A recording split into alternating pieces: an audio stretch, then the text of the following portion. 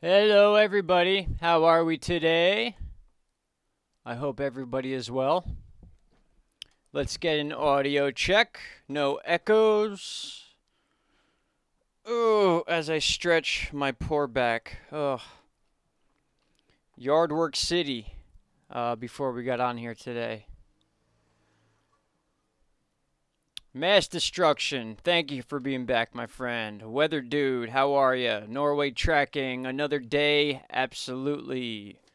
JG Grace, thank you. Empty School, thank you. Corey McDaniel, hi from Maine. How's it going in Maine, by the way? Still chilly? You warming up finally? And of course, there's True Helper. Watch out for the wrench. You will be hit with it, if need be.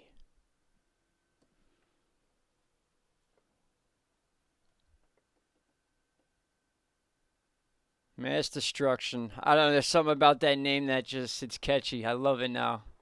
We spoke briefly last night. Yes, exactly. Confirmed tornado warning in Iowa right now. We just had one come and go in Minnesota. It was right in this mess here. We got our lightning tabs pulled up too, so we can kind of get a better idea of where the strongest point of these storms are. But that was very odd to see that tornado warning right up in this area. And then we had one pop up in Iowa, and then this is actually the second one that pops up in Iowa.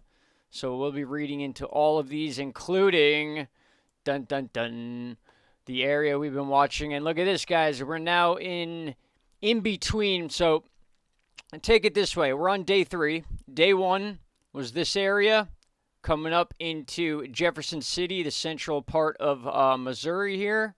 This was day 1. Day 2, all our action was down here, coming up this direction. And now we have day 3. We're right split in the middle of both. So it's like bang, bang, bang. We're shifting all over the place with these storms. And once again, all you got to do is go to websites such as this. And we're seeing these, it's like the same frame we're seeing just shifted to the east or to the west. It's the same deal. So if I backtrack long enough, we can see even the system we were talking about last night. A few hours backwards, we would be able to see exactly how we ended last night. And this is the third one of these. So we had this 3 days ago. Like I said, that was the devastating tornado that went through and around the area of Jefferson City. Then yesterday, we were talking about Buffalo and, oh man, what was it? LeVar, that's right. LeVar, Buffalo, that's all in Oklahoma.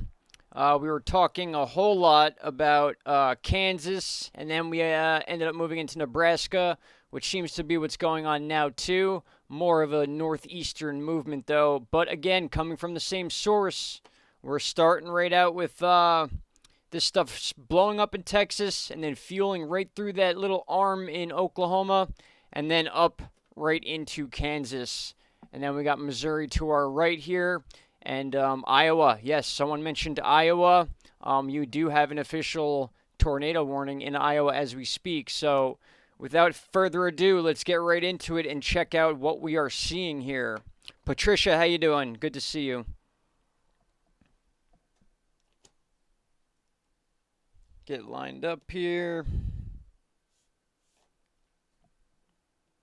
Worst year so far. Yeah, well, it's if this is going to happen every single day, then it's going to be more than worst year. It's going to be just life-changing.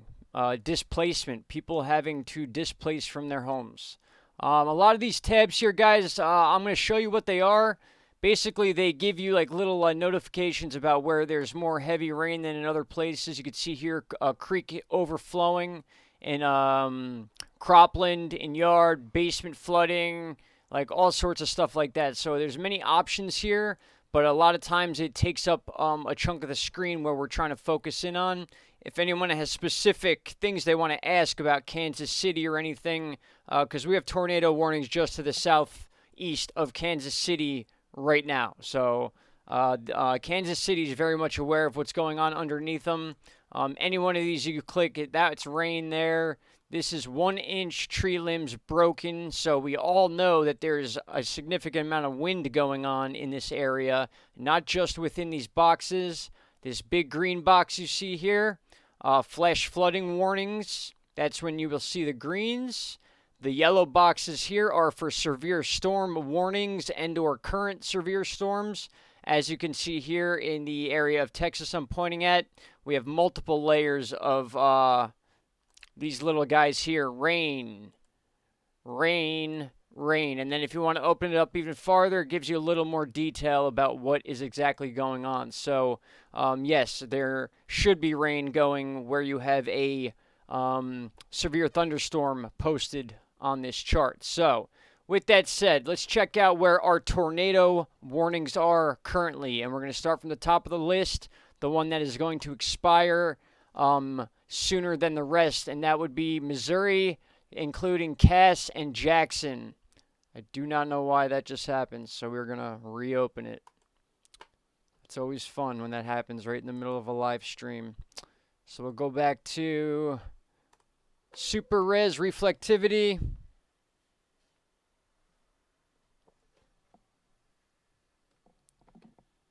And there we go. We're going to be looking at of the radar that's right around Pleasant Hill. Missouri. Okay, so both of these are in Missouri. One actually just shifted. It did it not? I swear that was just right in Kansas, actually. So it has shifted already. Let me get these tabs out of the way because they are, let's see, our M-ping tracks. There we go. Now we can get a look at this. But really quick, guys, I go over this pretty often. What the main issue has been for the last 3 days is we're getting the beginning of these big storm explosions down right around this area of Texas, Amarillo. Those areas, you can see down here, we do have another spot where there's severe warnings down towards the southern area of Texas, close to the border of Mexico. But a lot of our fuel has been coming from this area and then coming right up into this area. So on average, it's been basically the border of Oklahoma. It's been going up the border of Kansas and then all of Oklahoma, somewhat into Arkansas, and then Missouri. 2 days ago, now we dealt with that Jackson City tornado. So this is the bulk area of where all this is taking place. But when you start seeing tornado warnings in Minnesota and Iowa, just like I said last night, it's going to kind of take like a bend this way, all depending on that high pressure system that's over the Great Lakes right now. The more that it comes down, the jet stream, the more you'll see this flatten out and head in this direction. If it begins to uplift as we move forward in time, you could see some of these storms starting to reach up into this area. Again, maybe not too warm to support the tornadoes, but seeing this is definitely changing my mind about that. So it is important to check out the temperature situation in your part of the state you live in, the county you live in, all sorts of things. But here we go. Let's check some of these out. So, Missouri. This storm is tracking straight to the east, it looks to me. And we can see, for the most part, in fact, I'll turn off the lightning too. It's good to have those things, but right now what we're talking about, it's kind of just in the way. Basically, I'll turn this on again real quick. The lightning is basically showing that these are very significant storms. There's lightning all within the storms. You can see some lightning outside of them. But whenever you see those oranges, those deep oranges into the reds, you can just follow the lightning strips going all the way up. We do have a lightning chart we look at pretty often where it just blinks and blinks and blinks for live lightning. So we can go to that chart if we want to look at the lightning situation. Lightning is very dangerous, guys, so that does not, it's just another threat that comes with this type of weather. All right, so we are south of Oak Grove right now with a significant system that they're saying is moving west to east at this point. Now, I click here, Lafayette, Lake Lafayette is expected to have the brunt of this central, or this cell rather, by 9:29 their time. That would be 3 minutes for me, but you got to understand this part of the country is 2 hours behind Eastern Standard Time where I am. So I used to think that the site adjusted depending where I was in the country, but if I click like over by California, which it won't let me do, I got to click within an area that I'm searching. Anyway, so that's your information. And of course, there is the adjoining DED once again donating to the channel. Thank you so much, my friend. I hope you're having a better day today and we get some positive words out of you. Mass destruction, I try, buddy. I try to stick to facts and data and showing you guys visuals so we can all see what is going on together.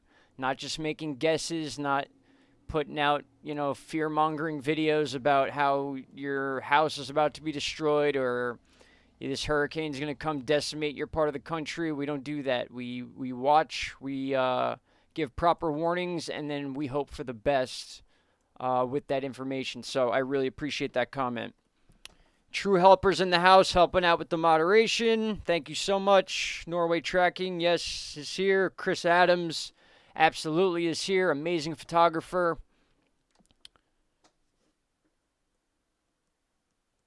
See if we can get Caroline in here.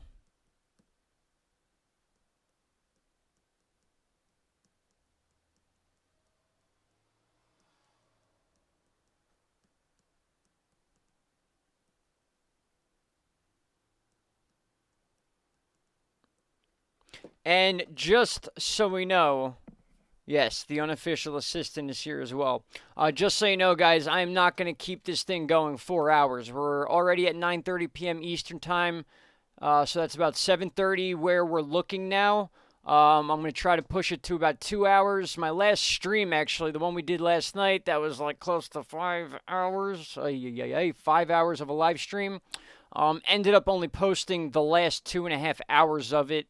I mean, the settings do say you can backtrack up to 14 hours. I'm not sure why they didn't post the entire stream. It might take some time. They may have broken it down into 2 videos, or it could have been an error on my end. So what we're going to try to do, at least for now, is keep the live streams within a 2-hour period if we go that long. And that is going to be for when we need to talk about specific situations like breaking news or tornado threats that come and go within an hour. That's what live streams are all about. And of course, I will be doing live streams where we come and we just talk and have a good time. And you guys can ask me questions. I can answer questions. You can teach me things. I can teach you things. That's what this is all about.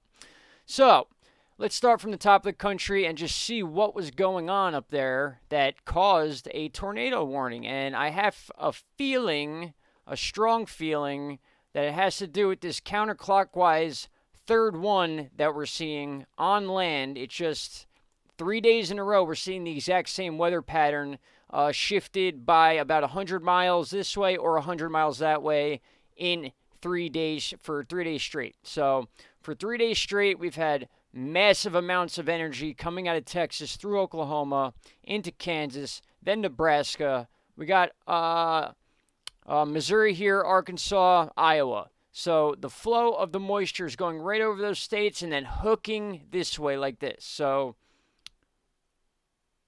if we backtrack, we get a little bit of an idea of the flow of what's going on, and you see this coming up and then curling back this way. So there's a lot of energy being pulled up into this area, and then within it, it's curling around. So it makes sense to me why we would see a tornado warning, but what I'm not seeing is the actual storm that is there, unless that is it. That must be it, because that pretty much lines up with that area. So there we go. So our chart once again has done us right. Where we can find it, Minnesota. Let's check it out. So we're in our super res reflectivity. We're looking at storm cells right now. And yes, I can see now why this had a tornado warning involved with it. I'm pretty sure it was in a similar spot. I think it shows on the thumbnail exactly where that area was.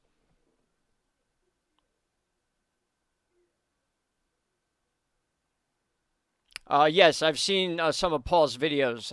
Very similar to what I just said. A lot of that moisture is being fed through from the Gulf and over the Panhandle from the Pacific Ocean. So these cells here, right by Bayou, I want to say Bayou with the silent J. We got Winger in there, right in the path of this situation that is in Minnesota right now. So for those of you that live in Minnesota, as far as these storms are going right now, and from what I'm looking at, let's go from north to south. We have a system. This is cell 3 by about 9:40. It's going to be around Viking, Minnesota. 9:40, so about 6:40, give or take, around this area here. Remember, we got to remove 2 hours off these times because I have this set to Eastern time where I live. So this one cell here, I would be a little concerned about in Viking, and then soon after that in Holt. We have another system here. 735 should be parallel just to the west of St. Hilary, or Hilaire, I hope. Thank God it's not called Hillary. Then we got Thief River Falls, and no other real major county names here. But if both of these cells move at the same time, Holt could be dealing with a situation with some severe weather. Now down to the stronger of these cells. And now we're starting to change directions here. As if you notice, some of these cells are shooting up to the north, and some of them are deciding that they want to be forced more to the east, which is why I mentioned states to the east of where we're seeing all this action. So, with that said, cell I4. This information I want to see real quick. Time 9:20. So it'd be 7:20. By 7:35, we're going to be north of Plummer, which is actually maybe just exiting its bad part of this. I'm going to hit play there and see where it started.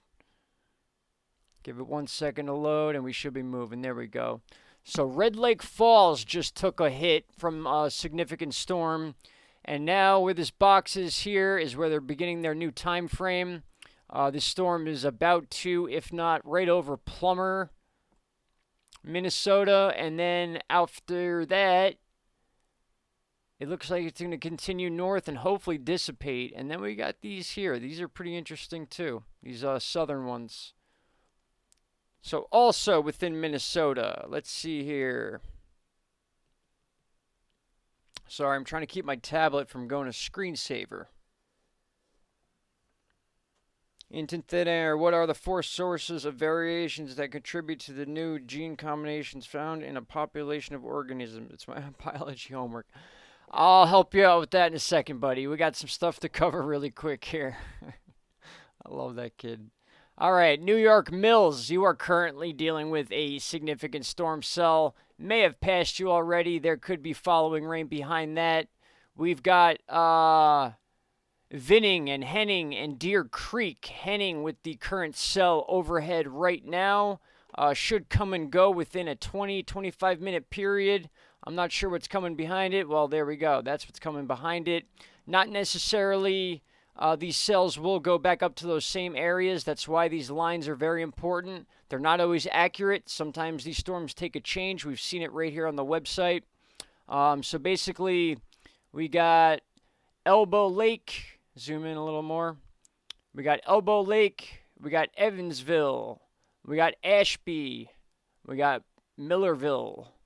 Brandon, Garfield, Burbank, Parker Prairie, Miltona. We're not too sure yet. This one looks like it might clip Miltona if it stays in form. But let's take a look at the biggest issue going on in this area, and that's certainly right here. This is what we need to keep an eye out for the people of Minnesota. And in fact, I'm going to bring up Google Earth so we can look at exact areas. I'm just going to have to do so in a second. So let's check our velocity, see if there's any sort of sign of rotation going on with this system that is just past Gary, Minnesota. And basically in that little gap between Fort Tile, Winger, and Bayou. Bajou. Begou. Bayou, I would think. Or Bayou. Not Bayou. And let's see. I'm just reading a little detail here, seeing if there's any rotation possibly here. Remember, guys, a lot of these tornadoes, these lines will follow the center part, the strongest part of the storm, or what they call the center part, the low pressure center of some of these cells. And that line will extend from there. More times than none, tornadoes, if they do spin off, they will spin off of that system. So usually areas to the east or to the west of the significant part of the storms will see the tornadoes. That's not always true. Sometimes the dead center of the storm is where the tornadoes are. That's why, once again, I always mention I'm not here predicting tornadoes. I'm here showing you where specific weather is headed and where to watch out for. And I would much rather be wrong in telling someone to either seek shelter or be very much aware of what's going on around them and have it pass them with no issues than not having said something and then something bad happens. So it's not about being right or wrong, guys. It's about just being able to read the data, understanding where it's going, and who to let know about it. That is what I try to do. Kelly Simpson, how are you, bud? I just commented on one of your videos, actually. Bad Weather Freak, how are you, buddy? I'm good. What's good? I'm good too, buddy. Mike, hello. How are you, bud? I heard that Karen G is the chemo part. That's the biggest down or something. There's a better goal here soon. Ooh. It's the chemo part that's the biggest downer. Are you saying chemo, True Helper? Is Karen going through that? Did I miss something here? Struggle is real. Try to get back to normal. I start again Tuesday. Karen, I'm thinking about you. So sorry to hear that. Hey, man, I missed it. Thanks. You didn't miss nothing. We just started. Oh, man, I'm good. Where did your neighbor's house get struck? 2:30 a.m.? Yeah, that's just about... Actually, no, the stream went longer than that, so I definitely was live streaming if that did happen. We went a good 5 hours last night. But let's get back on track, guys. See, this is what I do. I got to try to stay on track and give you the information that is important. So, once again, this will be my warning for this mess going on, moving right into Minnesota. And the one area to watch right now, which it seems the storm has already left, so probably within seconds this thing will either disappear or shift within these boxes here. Velocity, I'm not seeing much. There could be possible velocities in these gray areas, but not as much as when you see the red. When you start getting into the pinks and the lighter colors, that's when you want to start really, really paying attention.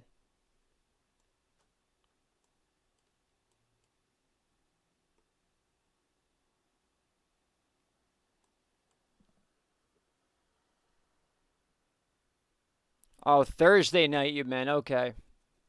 I thought you meant last night. I changed my name all. DED. Hey, man, that's much easier to pronounce, believe it or not. I still had trouble doing the whole A thing in front of it. DED is good. I'm liking that. Just keep it simple. That's something I learned the hard way. So this is our situation going on in Minnesota right now. So we're going to check out the tornado that is expected, or tornado warning that is expected to expire in the next 2 minutes in Cass, Jackson, Johnson, Lafayette, affecting all areas.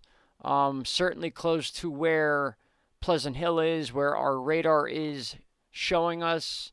So it's a little hard to see the velocity there. So we'll take a look at the cells themselves.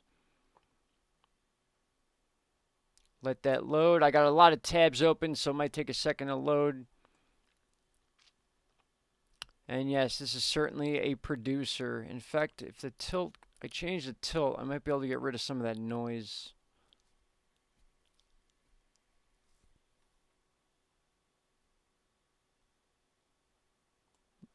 Yeah, backing up usually. Okay, so we got this line of storms just coming, basically just staying in form, moving, uh, certainly moving to in a northeast direction. I mean, you can go based on these lines, but then you get these random ones here that want to go east. But then eventually they should turn up into this direction here. But we got two warnings going on right now, and I'm assuming it's this is one right here for this area. The last frame you see is current time right there. And then this second one in the back is being produced by that next cell about to approach it. So if you click this line, 987 by 746, which is in about 3 minutes, this is expected to expire. So that may be the cell leaving that area and then entering this area. So we'll see a new line shoot through here. It'll give you a new timestamp of when to expect that to expire. But if we go to Tornado HQ, which I know I have up, and we refresh, as of right now, our last expired situation was in Missouri, Cass and Jackson. It expired about an hour ago. And now, as of right now, we have 1, 2, 3, 4 active tornado warnings going on. One in Missouri, one in Iowa, two in Iowa, second in Missouri, and then that third one has just come and gone. And we looked at this one, the Cass Jackson, Missouri warning is now moving into Johnson and Lafayette. So this is the same system here, just moving into a northeast direction and now covering another area. So at 8:12 p.m. Okay, so I'm an hour off. I'm sorry, not 2 hours. Man, I got to get this stuff right. So it's going to be whatever you see on my screen, take an hour off. That part of it. 8:12 p.m. Central Time. A severe thunderstorm capable of producing tornadoes was located over Lake Latawana, moving northeast at 40 miles per hour. That is the common ground here, and then you see things moving southwest. So, and then moving northeast again. So we have a kind of, these different directions going on as these systems are moving down from Missouri into Iowa. It's more of a different setup than we're used to looking at, as the weather in Minnesota is kind of coming down into Iowa. But at the same time, the system in Texas and Oklahoma and Nebraska is moving up into this direction. So that's why I usually say one comes down, one comes this way. It either interacts or it starts flattening out and going this way. And what's happening right here is showing me that that's what's happening exactly. Things are getting pancaked and then pushed right underneath the Great Lakes into Illinois. Chicago might be involved in this. And still, that warning in Missouri right there. I want to see this. Got to check this out again.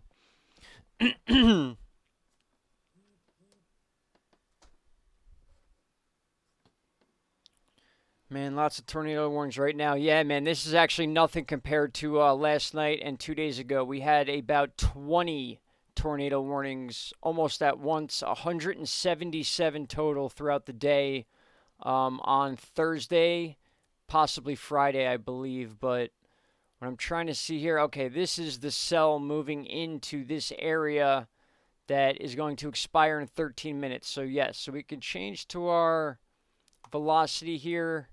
We'll go back to tilt 1. Excuse me if you heard that. Ooh, yep, there it is. That's the white we're looking at right there. White to pink to this color. We're getting into the 34, maybe a little less. I don't want to exaggerate anything here. No, there were certainly whites in there. We're right around this area. So this is packing a decent amount of energy. So we'll go to tilt 1 here. Sylvia Iberian, thank you. Good night. Talk to you soon. Yes, Mike, very, very active season. And it happened quick. It happened very quick. There we go. We're starting to see possible showings of rotation. Now remember, they're projecting the storm to head in the northeast. But what we're seeing now is this area of this storm, which is starting to get a little stronger than the areas around it, is kind of being influenced by something else. So they may change this track. Like these areas here where you see the pixels of the gray. Sometimes when you back out, you get a better view.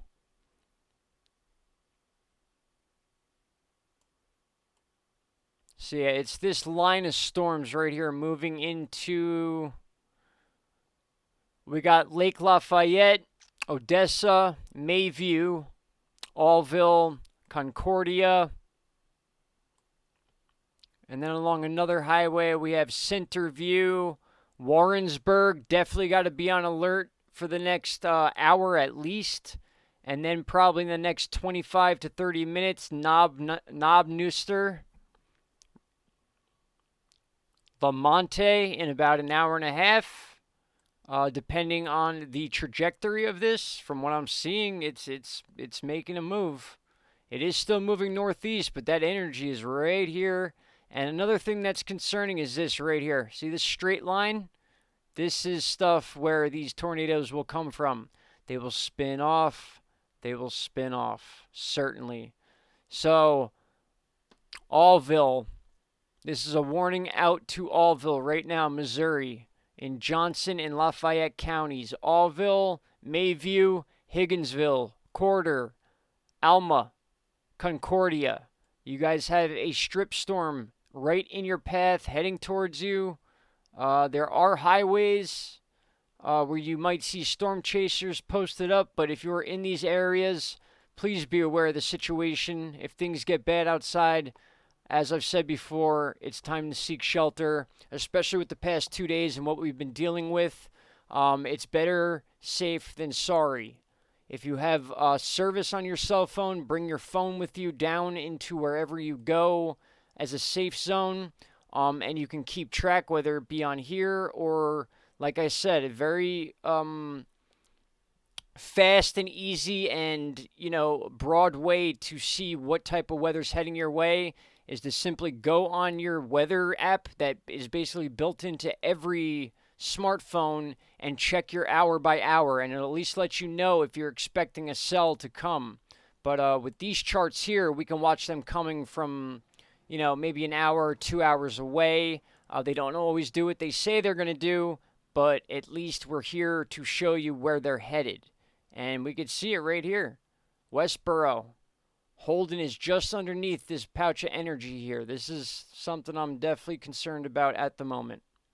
And this little gully here, it looks like two halves right there is what's bothering me. So let me check Tornado HQ.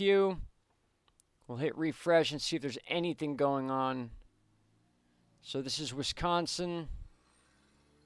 Missouri, this is what we're looking at right now by Johnson and Lafayette.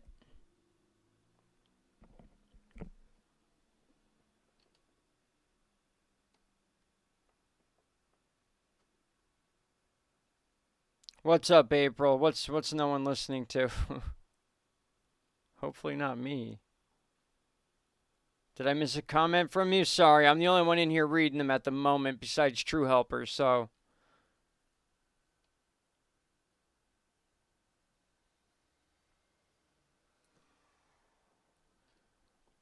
Norway Tracking's a smart guy, too. He'll have answers for a lot of your questions if I don't get to him right away.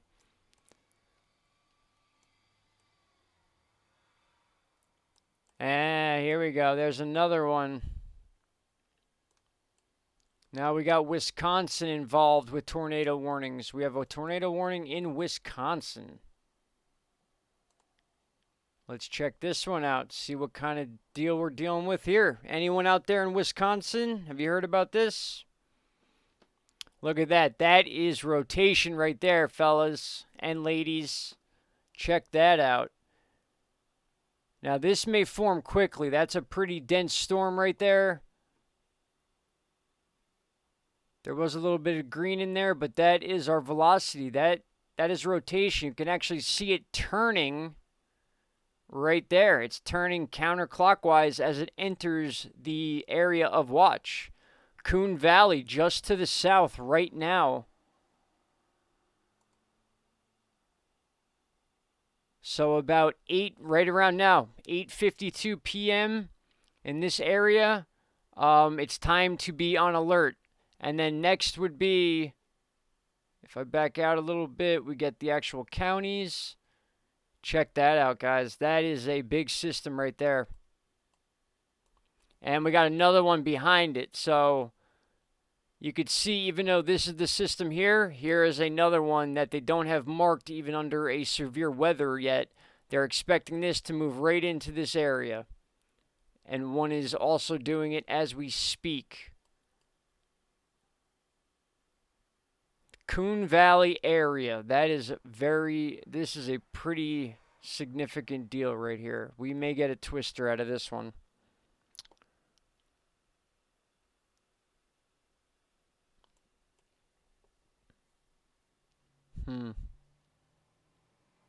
Yeah, that's oof.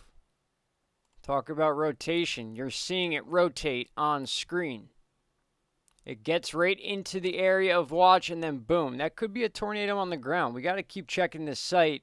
Even though this is a beta site, I've repeated that a few times. This is the one we're looking at. A severe thunderstorm capable of producing a tornado was located near Coon Valley. That's exactly what we were just talking about. Here is Coon Valley, guys. Here is our rotation. We may have a tornado on the ground. If anyone can verify this, let the people know. Coon Valley, in fact, let me put this up real quick. I'm going to drop this screen down.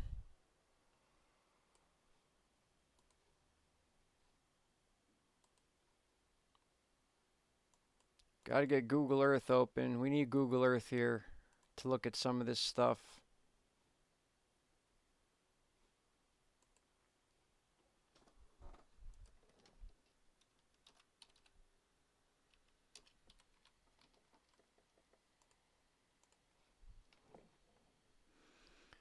All right, so here is Coon in Wisconsin, just southeast of La Crosse, just southeast of Greenfield, Jefferson. All right, so we're going to keep this open while we're watching radar scope because those areas are all within the path of this storm. So if I back out a little bit, you can kind of see landmarks. Here's the edge of the Great Lake right here. We got La Crosse right here, and then when we jump onto this and we back out, we got La Crosse here, we got Coon here in Wisconsin. This thing's coming right up this direction, right into the path of 1, 2, 3, 4 airports, including Clifton. Seems like a very populated area. We got Bangor here, La Crosse, Coon Valley. Okay, so if this comes up into this way, we need to put out heavy warnings right now to the people of Portland. We need to put out a warning for the people of Cashton, Jefferson, Melvina.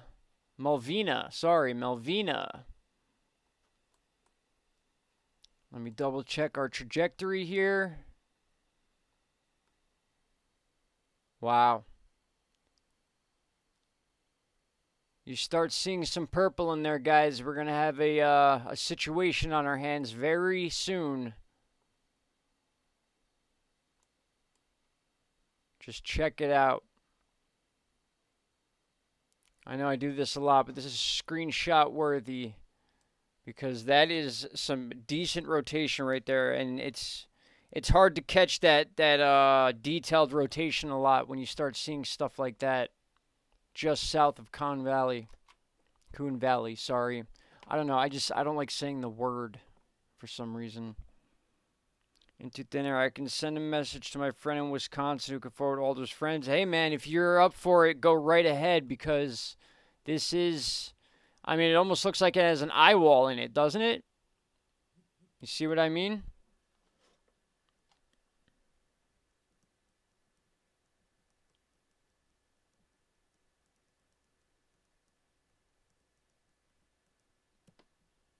Oh, Caroline.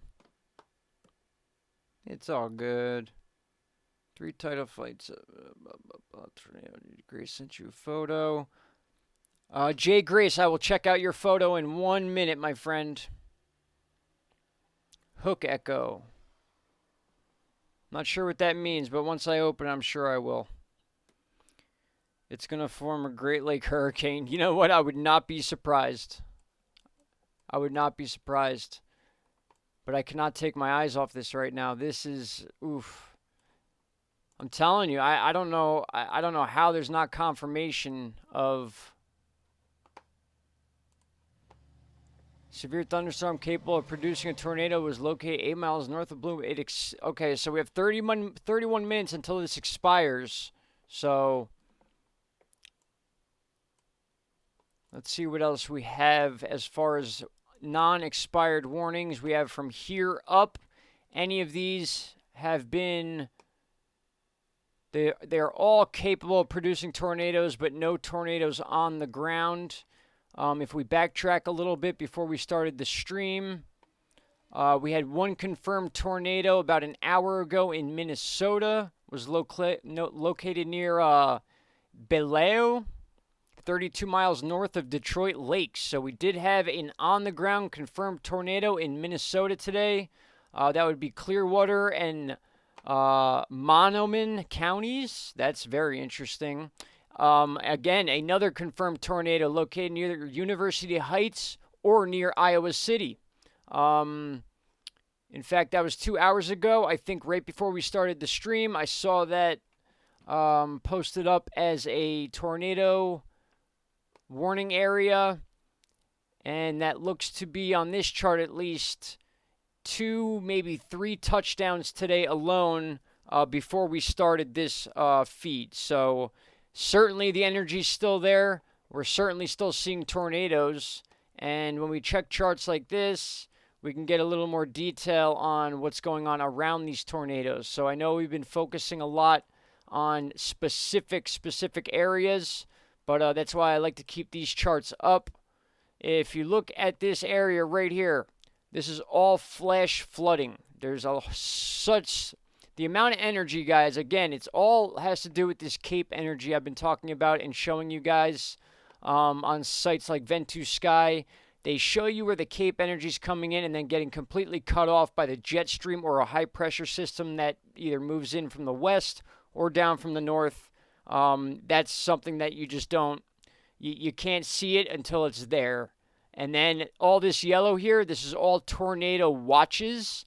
And then the reds are tornado warnings. So look, red in Missouri. We have another tornado warning in Missouri. We have 2 tornado warnings, one in Iowa, and then one right here in southwest Wisconsin. And Illinois, please don't think you're out of this. You may be seeing red pop up right near Chi-Town, right near Chicago. It's very possible.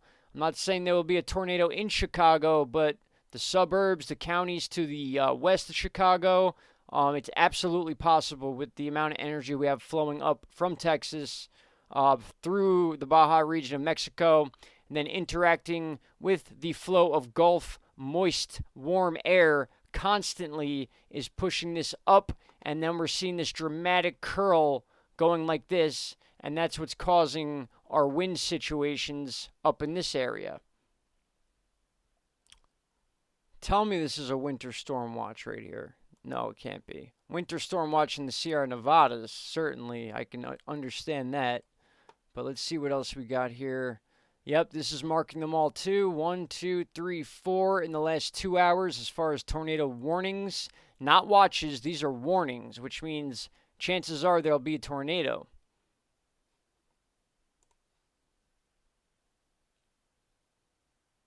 Man. I'm so surprised there's not a confirmation of a tornado on the ground just north of Coon Valley. Here's Coon. Coon Valley's right here. This thing's passing right over this way. What do we have in its path? Greenfield, it should miss if it is a tornado. Hopefully it misses all these areas, but as of right now, this path is heading this way. So we got, it would be Portland, Middle Ridge, possibly Cashton, Newry, Westby seems to be a little south of at least this particular situation here with this rolling through. And this one looks like it's going to make its way this way. We may see a tornado warning pop up just to the south of this one currently. But yeah, wow. Okay, so we're going to do one more shot of that because this thing's almost circling itself as a small hurricane. That's what it's looking like to me. That's the last frame. Get the mouse out of there. Beautiful. See, when you save shots like this, guys, you can use them as a reference to go back and look and see, and whether or not that was a tornado or not, you kind of get an idea of what traits to look for the next time. Layman's terms. Oh, I'm trying to actually use layman's terms, believe it or not, but it's you get bit by the bug, the weather bug, and then when you start watching these charts and going and you're seeing the lingo every day, you start speaking that way. And actually the initial part of me creating this channel was to keep weather simple for people, so it was easier for people to understand what the meteorologists on TV are saying, because even me, being born in a family of meteorologists and weather buffs, I still had trouble understanding what these people were even saying. So I'm like, you know what, I'm just going to try to learn this myself. And now I'm turning into, weather lingo speaker, man. You know what I mean? So, but still, I mean, if you guys just take a look at this, if you were to, it's just like a visual sight test. You see a tornado warning here, and a tornado warning here. Of these three, where would you say that you would see a tornado? Just by anyone, no knowledge, some knowledge, a lot of knowledge. Where would you say a tornado is going to pop up right now out of those three? And yes, I'm waiting.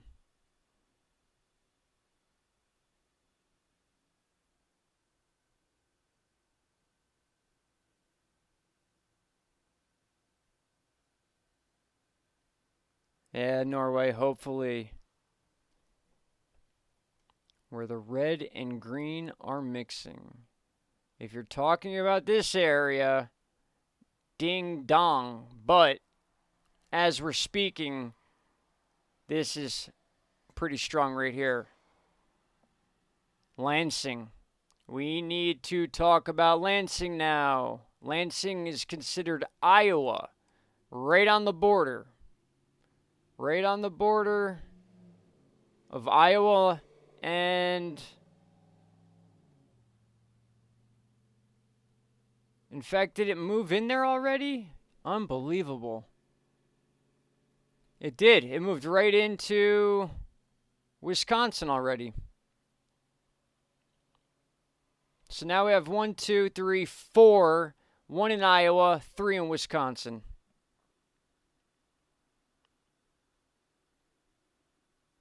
Yeah, absolutely, True Helper. It changed like on an hourly basis, within an hour, even less sometimes. It just happens. It just absolutely comes out of nowhere. And believe it or not, for the first time in 3 days, guys, we're seeing flash flooding because it is very much raining in these areas. Again, the areas I'm focusing on are these big storm cells. I could have the entire chart pulled up, something along these lines, where we can actually look at where, look at this entire area. Every area underneath this part is being rained on right now, but when we go to the scope here, I got to keep this radar scope name said. I have to do it. We get back onto radar scope. Even though you're only seeing these lines, this is why you're seeing flash flooding. These green lines represent flash flooding. and that is a direct result of what is over them right now. So even though this system right here, at least in this section, is not producing tornadoes, or they're saying it's not expected to at the moment, they are getting absolutely drenched, and we do have severe thunderstorms going on within these flash flooding zones, adding more water to it. So that's why it's hard. Sometimes they're like, people are asking, why are we not seeing the full weather on the chart itself? It's because I have this actually set up for tornado watching. So that's the main thing we're looking at here today, and we have been for the last couple days. Watch that Marquette River. Oh, yes. That thing, I believe, if I'm not mistaken, is already, what, 12 inches over average?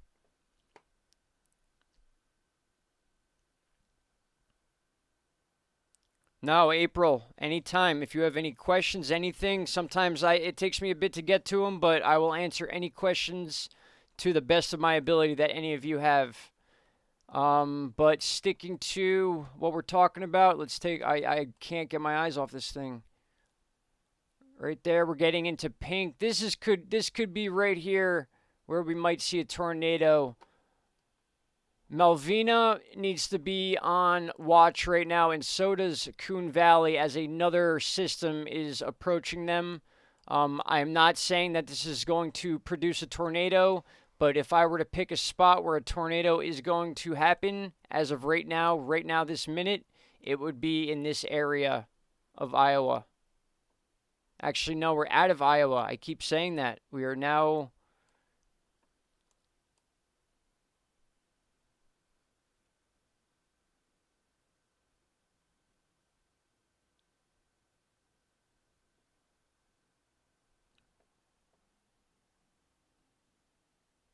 And I hit my mic button again. Sorry about that, guys. Gotta check this.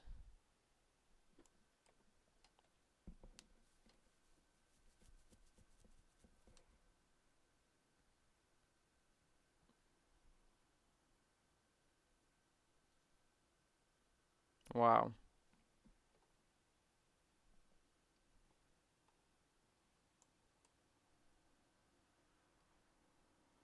Yeah, I got to see if this Wisconsin thing is going to be a touchdown. That's my main concern right now. Especially, like I said, Melvinia and then Norwalk. Both in Wisconsin. That need to be on alert right now. It expires in 5 minutes, apparently, at least in La Crosse, the county of La Crosse. But that does not mean it's over. We have a 20-minute Wisconsin expiration date near Crawford and Grant as well. Some rotation right there. You can clearly see this doesn't always mean tornado. It means that when you see these colors, you can expect possibly a tornado to branch off that, hence the red box around that area. Now, when you click on the box near Woodman, it gives you a time frame. This would be 9:12 by the time it reaches up here. It's 57 by 8:57 or 9:57. Is it catching up now? See, this is one part that's confusing me there. I'm not sure if the times are adjusting. Since 3-hour difference here. Actually, let's test it right now. Where's the California? Here we go. Now, if I click this, what is it going to say? Yeah, see, it says 10:08 p.m. That's not possible because that's what time it is here. So basically, I'm in the East Coast. Central time, you're going to take away the 2 hours. Mountain time, you'll take away...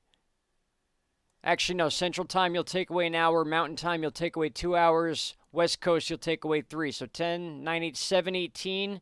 That's where this storm is right now. So 10 minus 3, 703. This is pretty crazy looking itself. Shooting right down towards Shasta Lake, Redding, Palo, Cedro. Geez, we got... These all just popped up within the last 20 minutes. None of this stuff was on the chart before we started this live stream. And these two severe storms in Texas, This stuff is what is now fueling what's going on up here. So let's get back to business in the Wisconsin Crawford area. Possible rotation by Boscobel right now. Possible rotation by Lansing moving into a severe storm area. This may turn red based on what you're seeing right here. And then this thing, I'm telling you, this thing had an eye for a good 20 minutes. I'm not sure if that was just very up high in the sky, high level velocity vortex up in the skies. A lot of these will just cause funnel clouds. You'll see them attempt to reach the ground, and then they'll get pulled back up. That's what we hope for. That was one of the situations that occurred in Laverne. That tornado that headed right for Laverne was on the ground. They said it was a monster, and then it kind of lifted right up, right over the town of Laverne, and then dropped back down and passed right by it. So minimal damage, minimal issues with that Laverne tornado. But again, this isn't just about damage or towns getting hit. It's about the frequency of these tornadoes and where they're happening and why. It's not just about we're sitting here waiting for a tornado to smash a town. We don't want that to happen. That's why we're putting the warnings out to people that are in the way of them.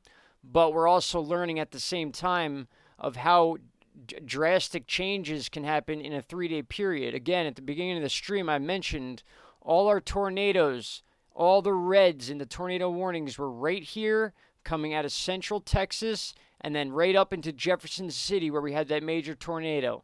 Yesterday, all our action was right here, basically moving straight up in a slight northeast direction. That's where most of our action was last night. And then today we're splitting the difference and now moving all the way up through Iowa, Minnesota, and Wisconsin now.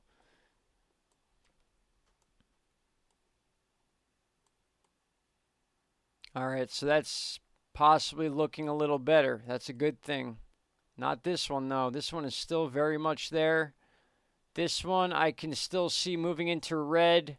We've had this one move into red, and it's smaller than this puppy right here. It's all about the energy it's packing, guys, and what type of, the difference between right here and here as far as atmospheric conditions could be the difference between a funnel cloud touching the ground or not. It's that fragile of a situation. But let's not get ourselves fooled. If you live anywhere near La Crosse and the surrounding counties and towns, you're certainly getting rain, you're getting wind, you have severe threats all over the place. If I go to our layer chart and turn the lightning back on, give it 1 second.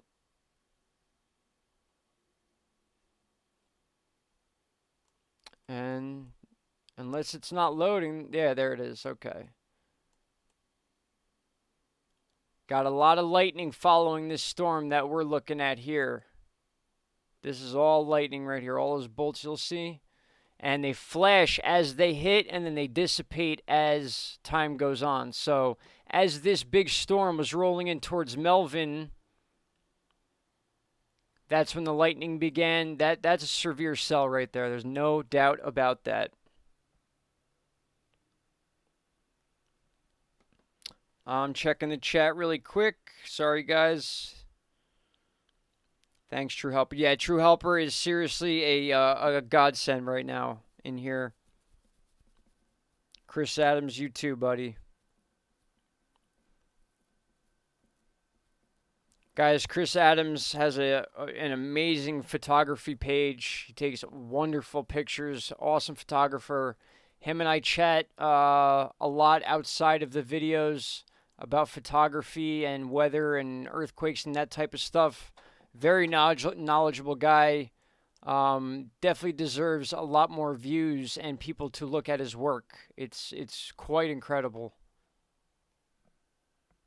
Oklahoma City, Oklahoma. Let's check it out. We got a lot of Oklahoma stuff going on. But really quick, one more time before we miss it, because we don't want to miss it. Tornado HQ, refresh. Let's see if any of these touch down. Nope, they're still saying capable of producing. So as of now, there have not been any confirmed touchdowns from these cells. We have 3 current going right now, 2 of which are to the north, which is just, oh, well, 1 now. See how quickly it changes? So where's the second? All right, so I guess that site has not updated with the other site. As of right now, we have 1 tornado warning going on in the state of Wisconsin near Monroe, and it's the one we've been watching. And if this thing is going to produce a tornado, it's going to do so very soon. Unless this was the peak energy here as it was making its rotation and then kind of lifted up. Because as we get closer to this area, guys, it becomes less and less likely. But look at the size of the watch box for the warning. It's pretty big. And if you click this, 1019, 1034. So we're talking about a speed of between here and here about 20 minutes. So that's why it's saying the expiration is in 27 minutes. The storm is currently here. In about 20 minutes, it's going to be about here. And then in 27 minutes, they're expecting it to cross this line and be out of this warning zone. But that does not mean another warning zone won't pop up here as it moves this way. It all depends on how much energy the storm keeps or doesn't keep. And I am a little surprised to not see more of the yellow severe storms around this. This seems like a single system right here, a single cell. And sometimes those can be the most dangerous. They come and go quick, and they will put a tornado on the ground. This is another area that I do believe will be highlighted in red soon, as we're seeing a lot of lightning right before it hits Lansing and Ferryville, DeSoto right to the north. And then we click this, and that's not going to expire for another 40 minutes. So we have 40 minutes to watch this produce and get some velocity to it as far as tornadoes. And it's certainly going to bring possible hail and heavy rains and winds. Just because they're not tornadoes, these winds are very strong. And then you include that into the rain and the fact that it is now basically getting dark, if not dark already. Now that makes things 10 times harder to deal with for the people of these areas. So once again, I'm going to keep repeating myself for those of you that have not been in here yet. DED, thank you so much, my friend. I want you to go spend some of this money on a video game. DED's 15, very young, very smart kid. But thank you so much, buddy. But B-Movie Fan Club doesn't be care what a human thinks is possible. Norway tracking with the knowledge and the wisdom, passing it on. Oh, all right. Melvania is getting hit right now. Anyone in Melvania, anyone out there?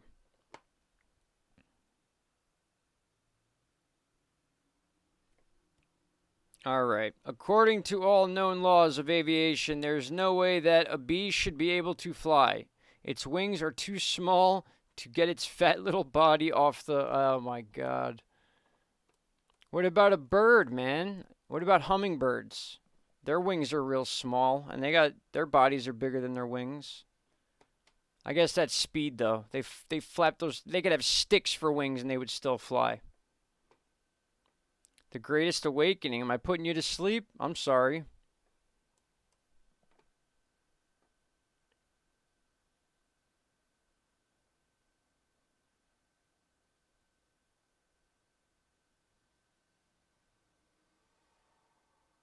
I don't know, Chris. I was talking...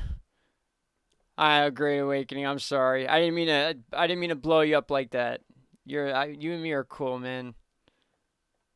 But Chris, oh man, now I'm like torn, buddy, because we were talking about the P900, and then I got in a small conversation with Leak Project earlier about the P1000, and I mean, I'm sure you can even attest to that. The 1000 is better than the 900, no? Picture and video wise. Ah, April. I'll answer that in 1 second. It was a little bit of a joke. Thank you, Doris. Even though I love, I love getting the warnings out. This is a very serious situation going on in Melvenia right now, and I should be really just focusing on this, but I can't help it. I have to talk to you guys too, and I have to answer questions, or a lot of people don't understand what's happening. So, um, Wisconsin, please, if you are in Wisconsin, and especially Melvania, this is a very significant storm you have going on right now. Tornado producing storm with a second cell now. We have a second line that we can look at. These are two separate systems. We got one coming up through Coon Valley up into the tornado watch area just north of Cashton. This one might actually clip Cashton. We got one that is hitting Melvania right now. We could hear in seconds that there was a touchdown tornado in Melvania, or at least in between Melvania and Norwalk. And then we have a third system right here, cell I1, that is moving in as we speak. Also tornado capable. 21 minutes to expire. That's a long time in tornado world. I'm not worried about the weight. The weight is, I'm quality. It's got to be quality, and I don't care if the thing weighs 20 pounds. Because I'm so tired of filming great video with the camera I spent a lot of money on, and whether I upload it as a raw file right off the SD card, or if I run it through my editing program, the bit rate drops, and I just cannot get the quality to the point where I'm watching it on my laptop. Like, I'll watch a video on my laptop of a full moon, crystal clear. You could see something driving along a crater if you wanted to, but once I post that to YouTube, it will not show the quality. And I cannot figure out for the life of me how people post videos under 720/60 frames, or 1080/60. I can get the 720 HD and the 1080 HD, but I cannot get it to do 60 frames. That's my issue, and it's really starting to get to me. Yeah, 4K video with the P1000. So basically, the 4K is what will give you the 1080/60 or the 720/60. So that's considered 4K.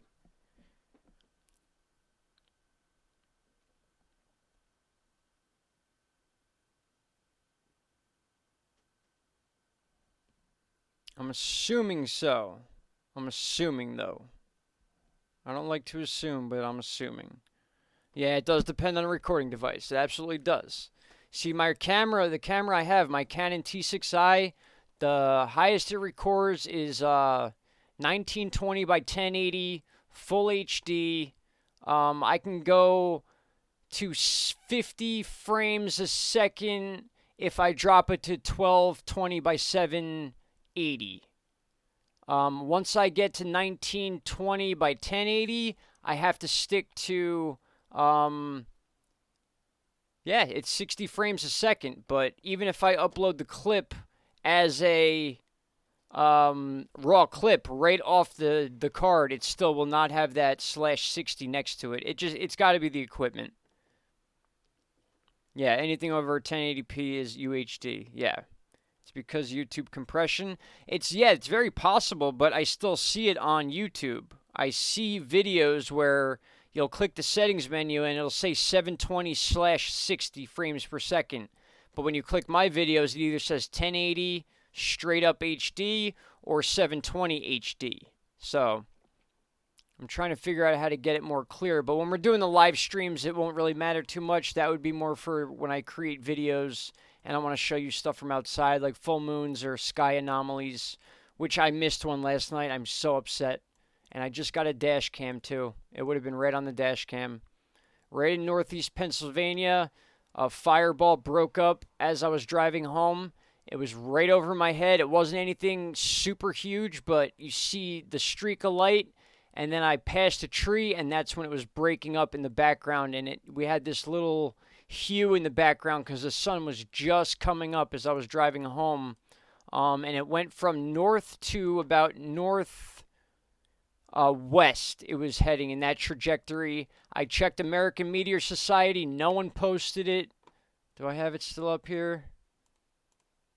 Fireballs, yeah. So I even tried looking it up, and I could not find anywhere that posted anything within the last 3 days in the U.S., at least on this website. The last one was, at least close to me, was in New Jersey on the 21st. When I saw this was last night, would have been, well, actually, it was the early morning of today, so it would be technically May 24th that I saw it. But it was certainly a fireball, and I'm just very upset because I have a dash cam now for that exact reason.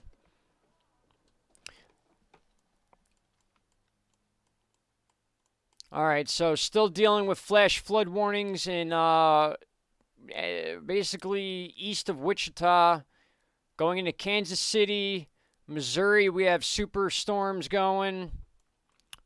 Two parts of Texas, we have severe thunderstorms going.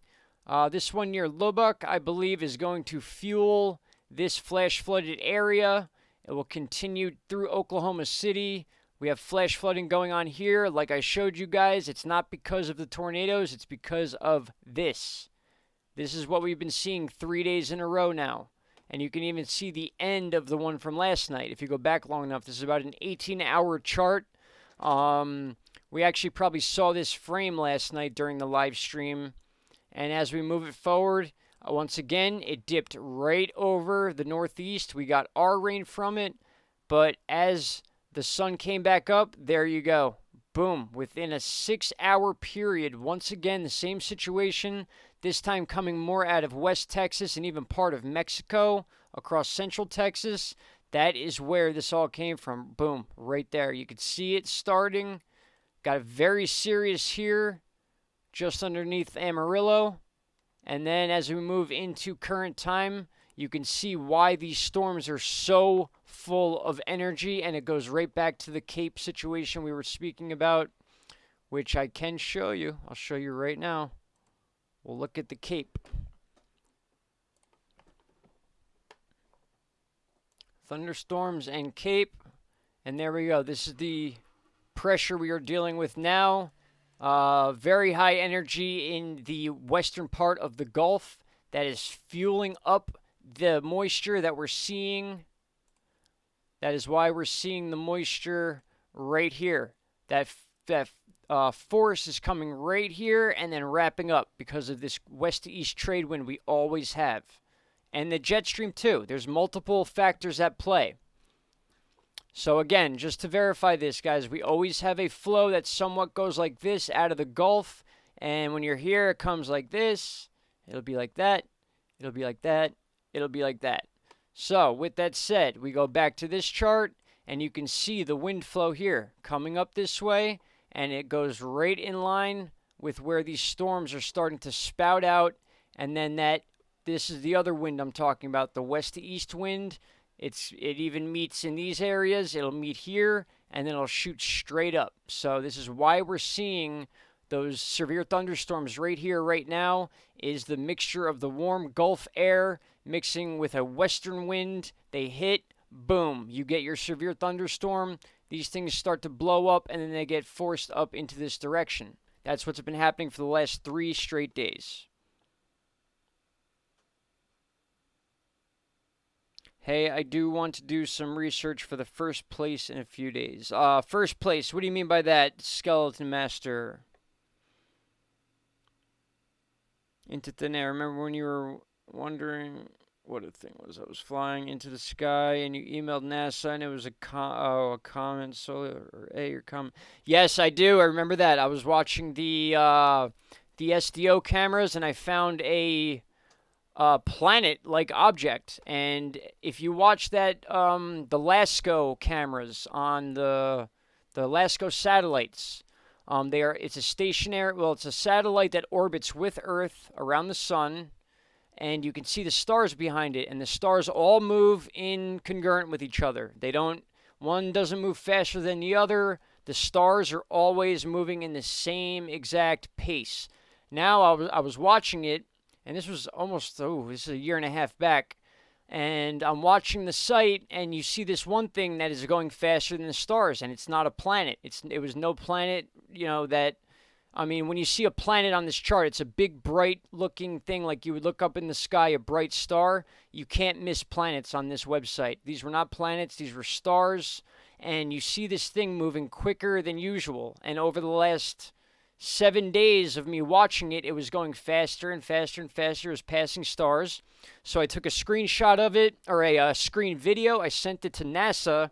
It took them a month to respond, but they verified that it was indeed an asteroid that was making a long-awaited approach around Earth, which was very interesting. So I did get an answer from the people at NASA about that. I'm surprised you remembered that, bud. That's pretty funny.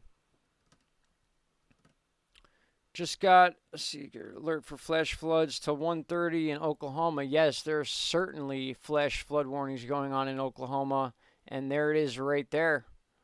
Let's see what part. We got Cleveland, McCain, Oklahoma. Severe thunderstorms. Yes, absolutely correct. Let that load. We'll back out a little bit. Let me change it to our super res reflectivity and see what we got going on here. And again, guys, I can remove these lines if it would be easier for you to see, but the lines are very important to show where they're expecting these storms to head. Check that out. Look at that little wave coming off the edge of this one. But I made it cooler. Okay. You're going to get blocked from changing your name soon for 90 days. Ooh, yeah, DED, watch out for that, bud. It's true. They give you like a limited amount of changes within a period of time. There should be an electrical service map. First thing I would search is area code, then go on from there. Yeah, that is good information. Absolutely. Like I said, I'm trying to stick with the severe areas of this chart. I'm getting you guys used to this chart and myself, but a good call on that severe weather threat that's covering Oklahoma City, Jones, Hara. We got more in there, Norman. All these areas of Oklahoma need to be on alert because these could easily turn into tornado warnings. And the reason I say that is because you start seeing these deep reds, your next shot is going to be these purple colors, and that's when things get serious. Those are those hail-producing storms, the hail-producing cells, and then you get your tornadoes. Not all the time, but this is the exact setup that you see before you get tornadoes. This is what we were looking at before Jefferson City and Laverne. The exact same setup, just in a separate part of the country, a little bit more to the west or a little bit more to the east. Same outcome, just different places. So let's see how long this this should expire in about 11 minutes, they're saying, at least the severe part of it. You can see this strip right here. You got the line here. This is the line they're following. This strip, this front, is moving in to Newcastle right now. And next will be more. You're probably going to get a nice cold wind, and then you're going to feel this come in, and it's going to dump rain all over you. Valley Brook would be next. Oklahoma City, you're getting clipped basically as we speak.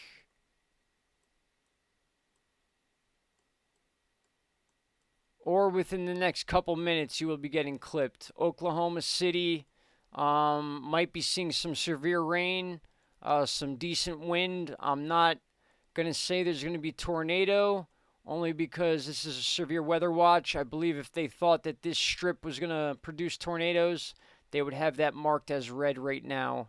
And I have the same opinion as of now. But again, this can all change. Flash flooding outside here. Let's check in again on our Tornado HQ. Severe thunderstorm, Cape Monroe, Wisconsin. Capable. A tornado-producing storm. So, okay, so based on what they've been seeing, a tornado-producing storm was located near Odessa, moving 50 miles per hour. That's pretty quick, but that has expired. So it was a tornado-producing storm, but it has expired. Does not mean that it produced a tornado. Um, it's rare, but it does happen. They will come back and adjust this site and said, yes, a tornado did touch down. It's very hard in the dark to determine whether a tornado touches down unless you literally get shots of it through lightning or you get debris, things of that nature. Like tornado debris would be scattered all over the place. Straight line wind debris would be falling all in one direction. So if like a bunch of trees are all on the ground in one direction, chances are that was a straight line wind from a severe storm. Tornadoes, they're spinning, so they will throw things in any direction. They'll be sticking out of the ground, sticking out of your house, your car, you name it. So they will go back and adjust information. It happens. It's weather. Sometimes in the dark, you can't see what's going on. And that's exactly what happened here in Pennsylvania a couple weeks ago.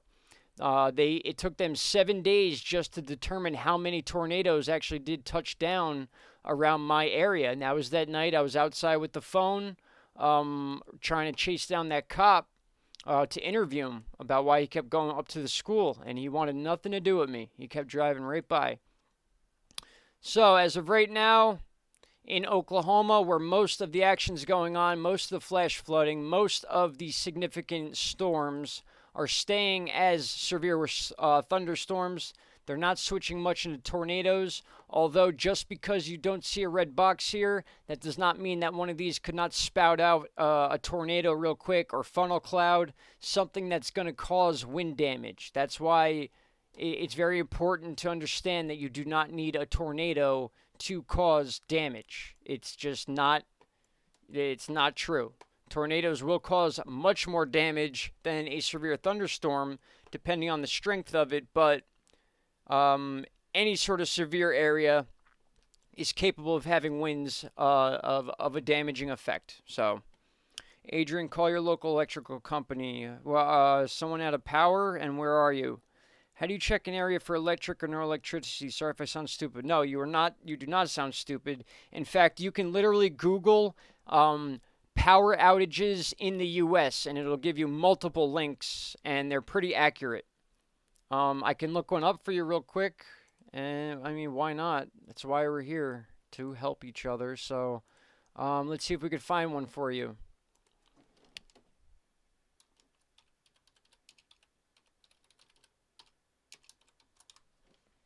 Should have put current, but all right. So you let's see, where is she?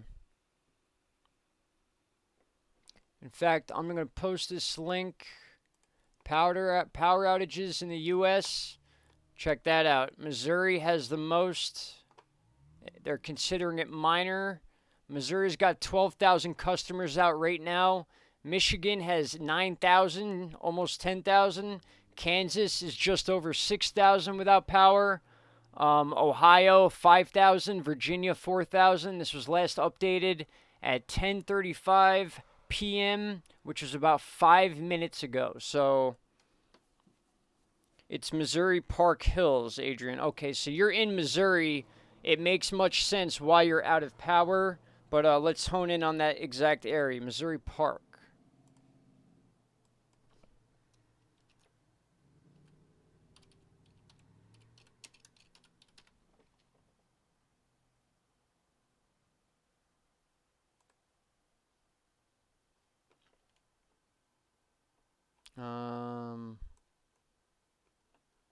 Missouri Park has a lot of areas. Maybe I just typed it in wrong. Missouri Park Hills stuff. See?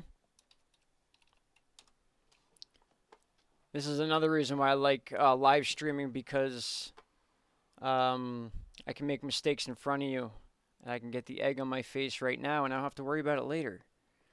Skeleton Master was on a couple minutes ago. Nothing that we already knew was going to happen is happening. Not always April. People hit poles. Yes, very true. It's not always the weather that causes the power outages, but I'm assuming because, we got Missouri with the most minor outage event. The major outages event we saw 2 days ago, there was a major outage event.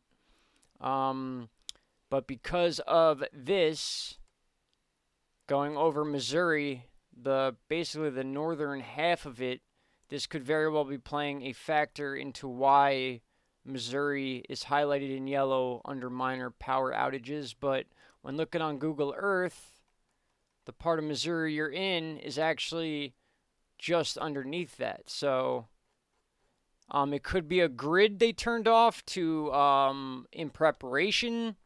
And again, like True Helper said, it could have been something other than weather that caused it. But it looks to me that Park Hills, if this is the correct area, Adrian, I'm so forever. Oh, you're so welcome, of course. If this is the Park Hills that you are speaking of, I'll back out again. You're fairly close to the Mississippi River, which scares me. I'm sure you're hearing a lot about that. But yeah, you take Park Hills. You can see where it is, just south of the. Actually, I usually call this the belly button, but you're in this area. You go back to here. We back out. You can see a lot of this system is in the top western half of Missouri at this time. So whether your power outage is a future, they're assessing it, they're turning it off to save power, so they're not, grids aren't blowing up, rather than turning them off. If they feel they need to turn them off before they're blown out, they're going to take that measure. But then again, it could have been as easily as a car hitting a telephone pole, a tree falling down. I mean, don't get me wrong, there's definitely going to be strong winds down in this area. Just because the system's here does not mean there's not a lot of wind going on here. Any dead tree branch clips, that power line, and you could be out of power. So, and as far as the power outage map goes, you can go as detailed as your county, if I'm not mistaken. So yeah, so if we go to here and we check out, where were we again? We were down in this area, right? Franklin, New Crawford, Jefferson, St. Louis, Warren. So it's saying the main power outages are actually in Miller. We got 1,426 customers out in Miller County right now. So that's interesting.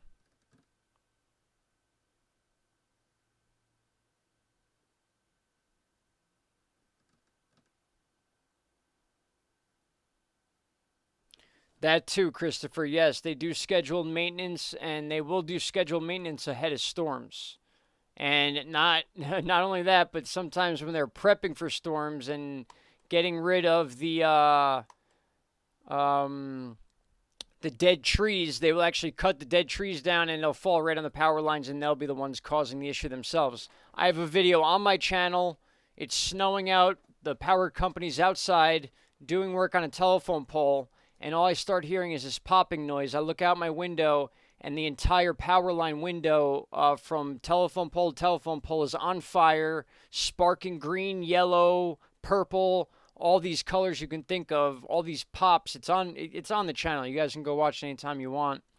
I might do a re-edit of it, but I've seen it firsthand. These guys cut branches and just drop them right on the power lines. Then they had to replace the entire thing. It was the copper in the wire burning, and it had all these weird colors directly outside my window.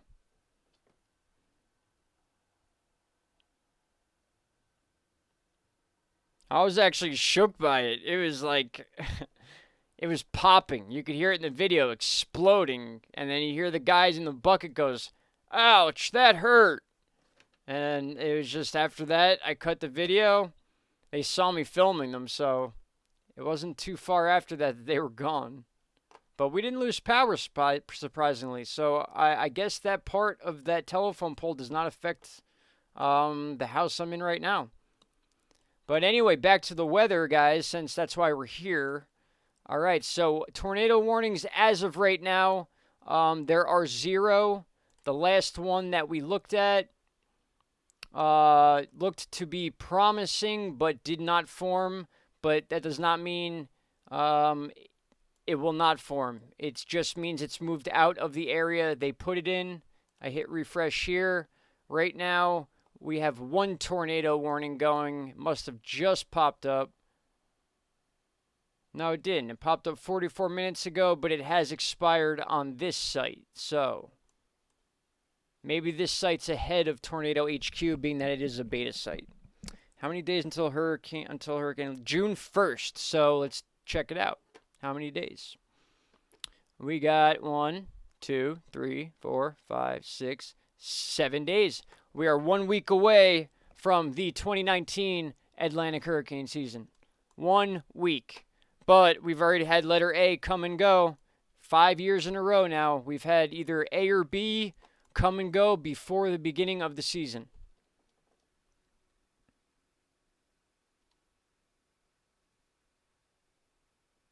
Adrian, thank you so much. I mean, I have a lot of help. Type X is my rock. I get a lot of information from her. She keeps me on point. She keeps me motivated. We do this to help you guys. And it's a passion that I can't explain it. It's hard to explain unless you are into weather and you just I'm the type of person that if something doesn't interest me, that I have a choice of choosing to do or not, and it's not going to really affect my life, I want nothing to do with it. I mean, if it's a decision, a life decision that needs to be made, and I need to do something that I don't want to do, yes, that I will do it. But this is a passion of mine. I've always been intrigued by weather. I just never thought to take it to the point of making a YouTube channel. I was never comfortable talking in public that much. I was more of an acting out type person. I would act out rather than, speak out. But, over the last 2 years, not to mention, guys, we just passed our 2-year mark for this channel. We are 2 years old as of May 13th is 2 years, and we have just passed 4 million views in total on this channel in 2 years. So we are averaging 2 million views per year. I know that's not a lot for some of those major channels out there, but for me, that's an accomplishment. I'm proud of that, and if not for you guys, that's not possible. So thank you very much. I appreciate it. Kelly Simpson, I learn from you all the time, and it has to do with being calm.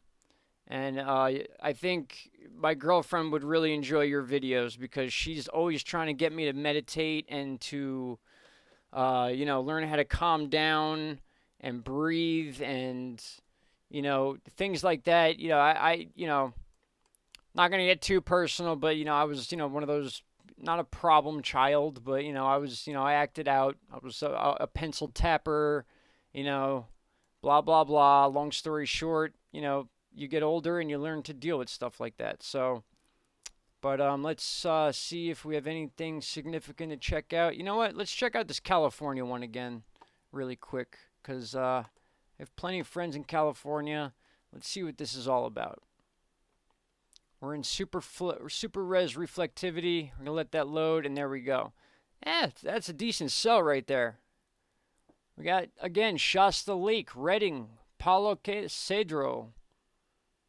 And this right here, boom and boom. It almost looks like two cells. It is two cells. We got two lines going. These are two separate cells. Severe thunderstorms. Not sure about seeing this turning into any sort of tornado warning, although weather is crazy these days. It's very possible. But yeah, Shasta Lake. And then I would say if you live anywhere near Cottonwood, Anderson, Manton, and then Red Bluff, you had some stuff pass just to the south of you, but this system may come right back down on top of you for those of you in that part of California. This is north, way above Sacramento. In fact, this might even bypass the Sierra Nevada mountains, the mountain range. You will see more cold weather up in Northern California, obviously, just from its location. Than you will see down in this area. This is where I used to live, was in LA County in California. What else do we got here? Mystery, how are you? Good to see you. Good to see you.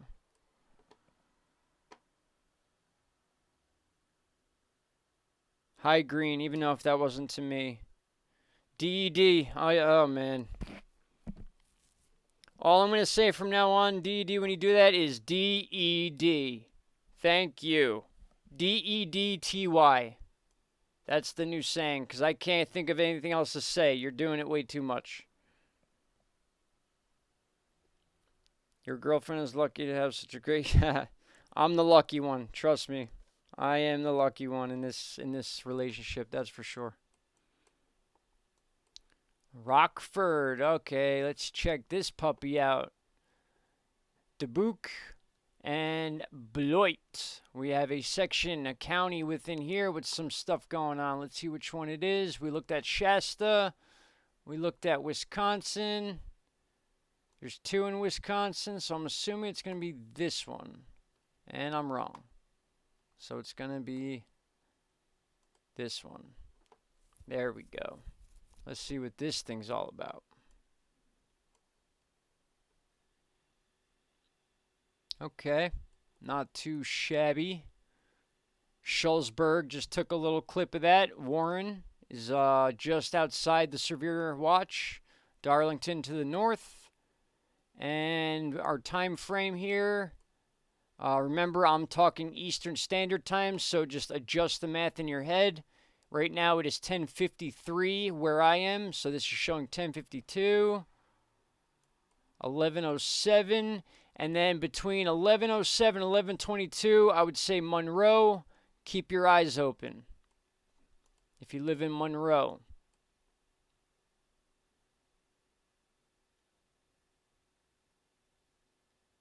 And would that be... what county would that be in, actually? Gratoit is got this thing right over it, and then we got South Wayne. Let's take a look at South Wayne real quick.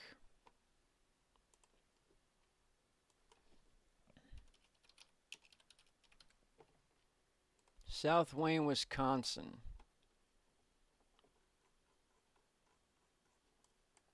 All right, so right off the bat, I see some airports in the area. We got Wiota.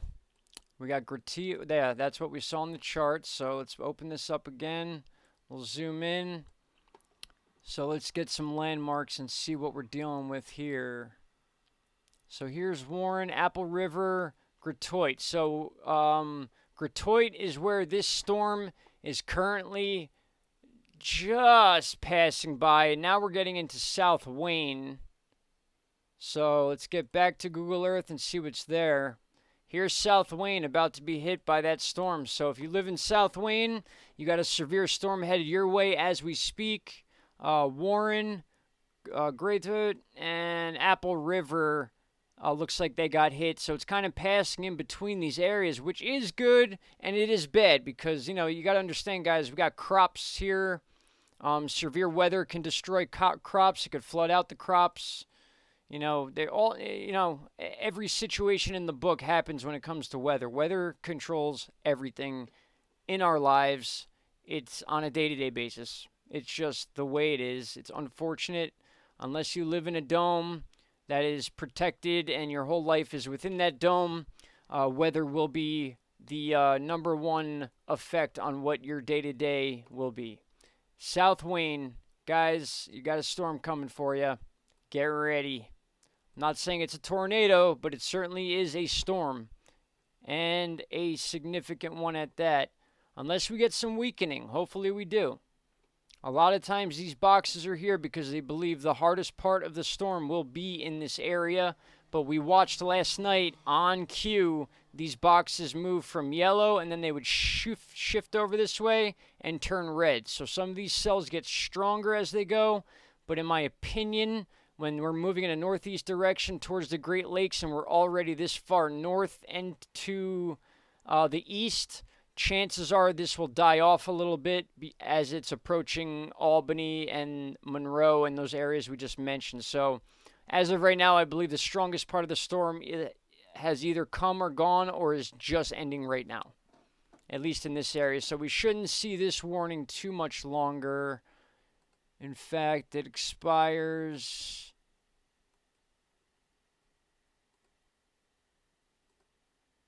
in 4 minutes. So I guess we might be right about that one. Is there a chance Summitville, New York will get hit? I would have to check that out.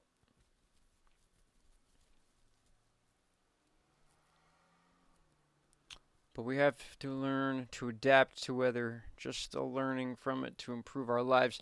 Very true. There's a big difference between knowing how to read charts and then knowing how to react when the weather hits you and what to do with yourself, your family. Excuse me. Oof. I think it's time for a sip of coffee or a drink. And look at this guy we just saw come up. I like this. I like seeing these ones that aren't highlighted because then we get to sit here and look smart and say, hey, I bet they're going to highlight this soon because it looks like it's getting bigger to me. Does that not look like it's getting bigger? Or at least kind of, that's pretty dense, and then it kind of wraps around. But then again, the point being I just made now, the farther to the northeast we're heading with these storms, the less likely you're going to see tornadoes, only because of the temperature difference. We got the jet stream kind of plateauing this area up here. And if you remember, the reason we had the issues going on here is because we had a big, again for the third day in a row, counterclockwise rotation of a big system that's causing these different wind patterns. So it's not always the storms themselves that cause tornadoes, it's different crosswinds. So once again, we'll go to this site and I'll show you what I'm talking about there.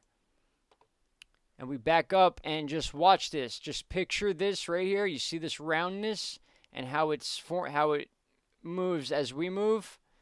And it kind of hooks under like a fish hook right there. You'll see that's what's pulling this moisture and energy out of the Gulf. That's what's causing the major flooding and severe storms in this area. And then as we move even more forward, sorry about that, the mouse, you could see it starts breaking up right here. That's due to the Great Lakes. That's due to the jet stream. It's due to temperatures. So it's rare that you see these deep reds go all the way up to this area. And then again, to explain why we saw these warnings in Minnesota and then Iowa is because of the way this is rotating. It's rotating like a hurricane on land. And this is the third day in a row we've seen this. So you see the rotation, you see the rotation, you see the rotation, you see the rotation. Right about now is where we saw that tornado warning right about here. So you can see how this hooked. There's a refresh. Sorry about that. Out of my control. You can see right there as that hooks up right here. It's a dramatic hookup. And like I said, it's spinning counterclockwise. That's just the way it's the spin of the earth apparently is what causes that. And you can see right there, this was all pushed in very fast into this area of Minnesota. That's why we saw the tornado warning. And then as far as Iowa goes, that was part of this. So two separate situations, same system, but two separate reasons why there was a tornado warning. So again, there's many reasons why tornadoes can form. And in weird areas, as in Minnesota. Minnesota. 2 tornado warnings today in Minnesota. That's just funny to say. Check. Can you recommend 2? Sorry. JB Barlow. What was the question? Hey, Brian. What book you recommend to read about storms, climatology, meteorology, if you've read one of those? I've read many books on it. I tend to stick to internet info only because, well, obviously it depends on your sources. There could be, misinformation out there about weather. Anyone could post anything online these days. It's just easier for me because I'm usually in front of a computer or on my phone or, researching, via the internet. So a lot of my reading is online. As far as books go, honestly, if I ask my brother, my older brother who's in the Navy, the meteorologist, he's the one that's always offering me books. And then my response to him is like, can I read this book online? You know what I mean? Like I said, it's hard for me to really sit still and focus on a book. Yes, it is obviously a passion and interest of mine, but I have to be looking at visuals. Like, I need to be looking at things, like stuff like this, and then maybe I'll take 10 minutes and I'll read a little bit. Then I'll come back to charts and, like, test what I just read to see if it's, this and that. But then again, the rules have been changing in weather, big time. This technology. Yeah, it is. Technology is taking over everything. And I mean, when it comes to weather forecasting, guys, I mean, just think about how it was in the 70s and 60s. I'm not sure if, a lot of them had some of this technology that we are just getting now that we're allowed to use in the public. but go back to the 60s, even in the 50s, and how they predicted weather. It was much harder to do, but then again, the weather today is much more severe than it's been. So, what better time to have this technology to see this type of stuff than to be living in the 60s and not even knowing that there's a hurricane heading your way or a big storm heading your way? You would have, your basic radio or something of that nature as time moved forward. So, it's great having these charts, but then again, they're not always right, and that's why I try to stay away from predictions. I'll give you warnings, I'll give you all sorts of stuff like that, but as far as predictions goes, I try to stay away from that stuff.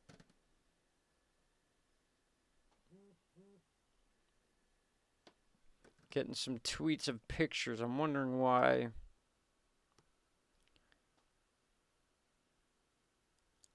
That would be the jet stream, Skeleton Master. We had a lucky break. We had a big jet stream loop that came up this way, which is why we've had these 3 days of crazy storms here. We had the jet stream dipping down like this, so it was very, very cold here.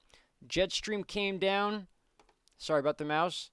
Came down like this, did a big loop up, and it's been like this for 3 days now. So that's why we've had 3 days of warm flow coming up, because the jet stream dipping down, that's going to allow the cold air down this way.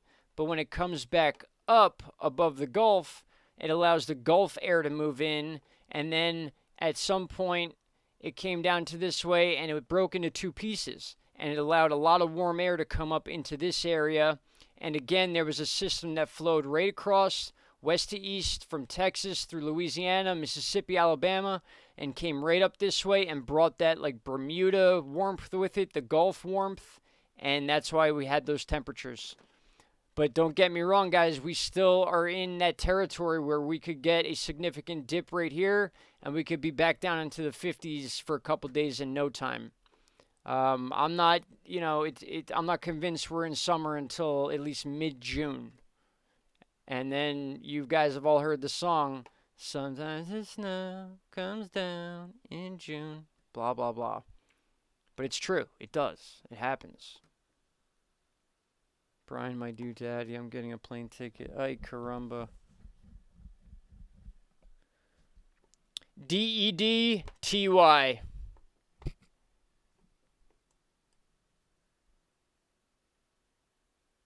84 degrees. It felt like that. I'm telling you, the other day, Northeast Pennsylvania was so muggy. I was getting dressed for work, and I'm like, okay, I overdressed. We went to the Rail Riders game. I was overdressed. I thought it was going to be freezing cold. It was windy out, and nope. But when the sun goes down, we're at that time now where it's like desert weather. It's like hot during the day. The second the sun dips down that valley, it's cold.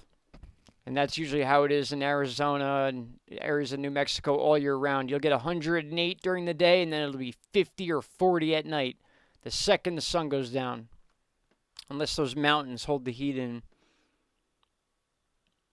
90 in May, yeah, that's oof. Well, we'll be breaking temperature records 100% this year. We broke them with cold records. We're gonna break them with the heat too. That's what I'm saying, guys. It's no longer like a 4-season year. It's basically a 2-season year. It's winter and summer, or even change the names. It's going to be wing and sprummer. I don't know. You guys can come up with a better one, but we have 2 seasons now instead of 4. IMO, my opinion. I felt I was in Venus. Oh, in Venice.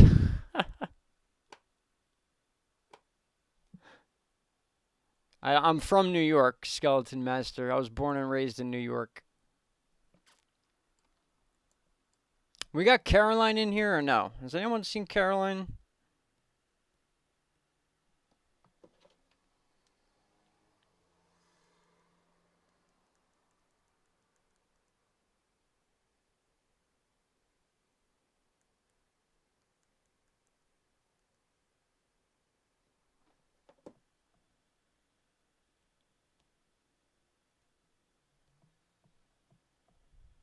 My system has 6 seasons. Yeah, Norway, you and me got to have a conversation outside of here. We got some catching up to do. There's a book named Radar Meteorology Principles and Practices by Frederick Fabre. If someone is interested in charts, I am. JB Barlett. If you want to email that to me, that would be great. In fact, let's see. I'll do it from here.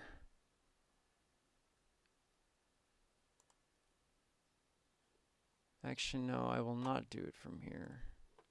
I will do it from here. Pop out chat. Back to COD. Go here. Pop out chat. So, I'll throw my email address in here. If you care to send me that link, that would be great.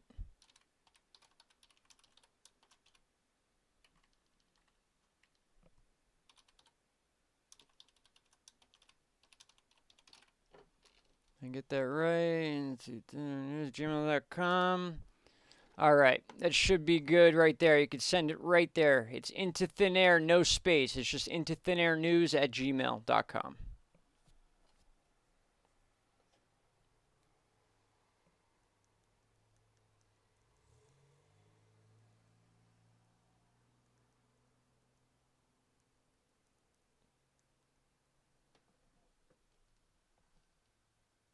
Yeah, take your time. It doesn't have to be today. It could be any time, but I'm definitely very interested. So, imagine a tornado as big as the Northeast. That would be a hurricane, pretty much. But yeah, that would be pretty devastating. In fact, when you get these tornadoes that push 200 plus miles an hour, I mean that's mind-boggling. It's just some. I mean, I've never been in a tornado, like per se, like funnel cloud on the ground near me. Obviously, I've been around them, to only to find out later that it was a tornado. But you know, the other night when I was filming, that ended up being a tornado, but it just didn't. I live on the side of a valley, so the chances are the funnel cloud's not going to touch down on the side of a valley. It's going to find that lowest point, especially with the way the weather moves over Northeast PA. It's usually like a movement this way, or even it comes down like that. So a lot of our weather passes the north part of where I usually look and film. And when I was walking during that storm, I'm filming out my window, which faces this way. It faces towards New York City, and the valley is down here. So I always look in the direction of where the weather is coming, or at least passing over my roof, and then I'll face my cameras that way. 200 mile per hour Cat 6. If they were to make a Cat 6, that's where it should be, but that would still be a Cat 5 as of today. Yeah, no, they do happen, but they are much less common. Yes, very true. Like, you won't see a wedge tornado sitting on the side of a mountain, except for the movies. But you will get your funnels, your long, thin funnel cloud tornadoes on mountainsides. At least in PA here during the valley tornadoes, it was all down in the valley that got all the damage. That's where the tornadoes were spotted. And then, like I said, they had to come and assess the area. And a lot of the tools they use are exactly where things have fallen down and what direction they fell down in. And that alone can determine whether or not the tornado touched down, or if the funnel cloud just, tapped the ground. There's a lot of different ways they determine whether or not it was a tornado or how many. Because, like I said, it took about 6 days for them to say that we had 8 tornadoes, and this was the previous event from the one where I'm filming out my window during the daytime about 2 weeks ago. If you want EF6, try the Trip State Tornado. Well, yeah, no, I've heard of that one. That thing hit what? What was that, 220, 240 mile per hour winds? Yeah, the Twister movie. They exaggerated a little bit in that one, but if you think about it to this point, guys, the Twister movie is now making more and more sense with the size of the tornadoes. I mean, they were very like, dramatic with that movie. It was like Jurassic Park when it first came out. It was just like, oh my god, this is incredible. Oh my god, and then it's like, you're holding on to a water pipe and your legs are dangling up and you're staring into the middle of a tornado. I mean, like, I don't that stuff doesn't happen too much. In fact, there is a real good video out there. I think it was filmed by a meteorologist from one of the weather channels where the top of the tornado actually bent off the northern cloud and faced him, and he can look right through the tube of the tornado. It was amazing, and then it reconnected itself into the storm. I've seen that. Twister is for OGs only. Yes, that is a bad ass movie. That's for sure. All right, we got two more severe thunderstorms popping up near Plainview and just north of Lubbock, Texas.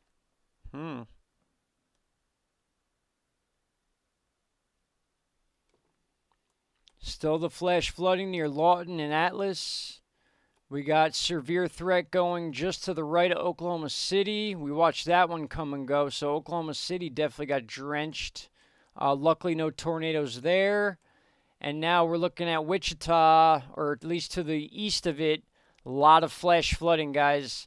And this is what we don't want. When this stuff starts moving towards the Mississippi River and the flash flooding, we don't want this because this river is at its peak.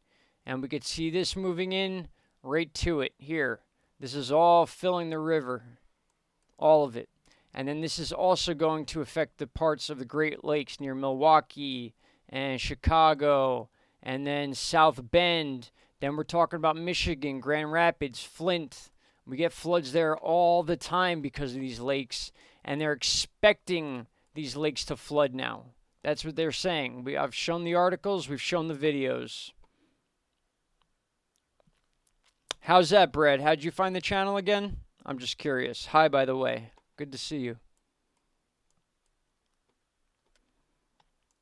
This program right here is called Radar Scope. I reached out to them. They're allowing me to use it during live streams as long as I mention who they are, Radar Scope. You can buy their app for $29.99 if you are on a Macintosh computer or a PC computer. It's a one-time payment. You can add little tiers to it. They have a tier 1 package right now, which is an extra $9 a year. And then the tier 2 package comes out. It just gives you more and more data, more accurate data. But to have what I have right here at what you're seeing, if you use a PC, $29, Macintosh, $29. If you put it on your phone or tablet, it's $9.99, and you can simply go to the link I provided in the description box for this app. It is right there. It goes right to the App Store for you. You can get it right from the App Store. And they use this on the Weather Channel. They use this at AccuWeather. This is a very popular weather app. I have it set specifically for tornado watching. You can do that. You can have overall weather. You can do anything with this app. It's wonderful. Wonderful app. Check this one out. Here we go.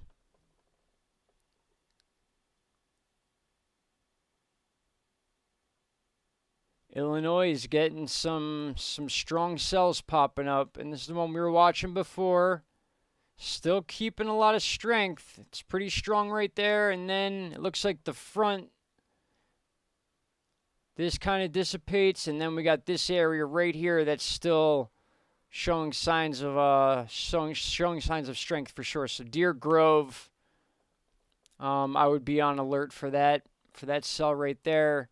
And then look, guys, here we go. Speaking of Chicago, we got Darien right now getting hit with a pretty big cell. Then we got Berwyn next, and the bottom half of this might go right over Chicago. So any of you in Chicago, you do have a pretty significant cell storm heading towards you right now. And this may affect people on the coast right here. It's hard to tell, but that is certainly a storm cell worth watching. We'll go to velocity, see if there's any sort of velocity involved with it.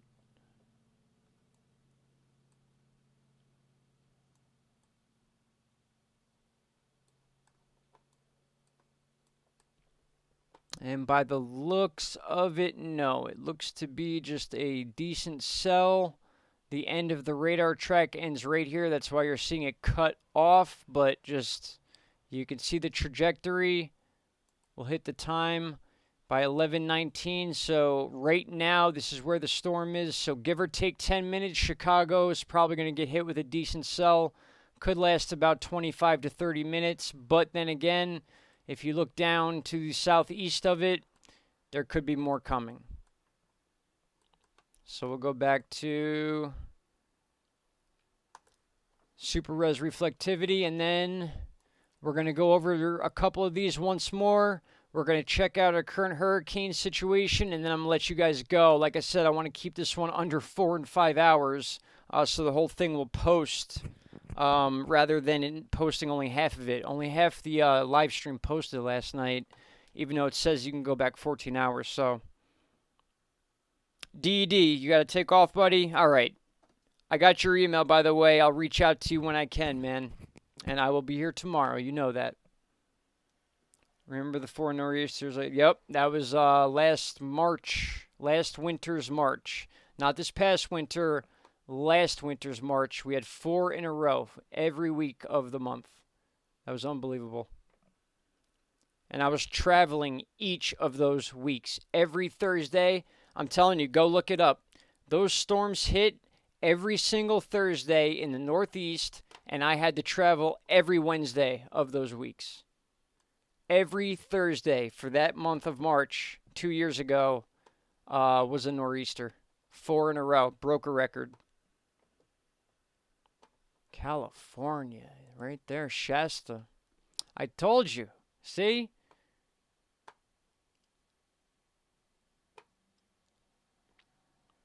Tornado warning for Shasta, Redding, Anderson, and Cottonwood, California. Tornado warning. Spread thy word. Let's get a screen cap. Let's see. We got our reflectivity on. Let's see what the velocity looks like.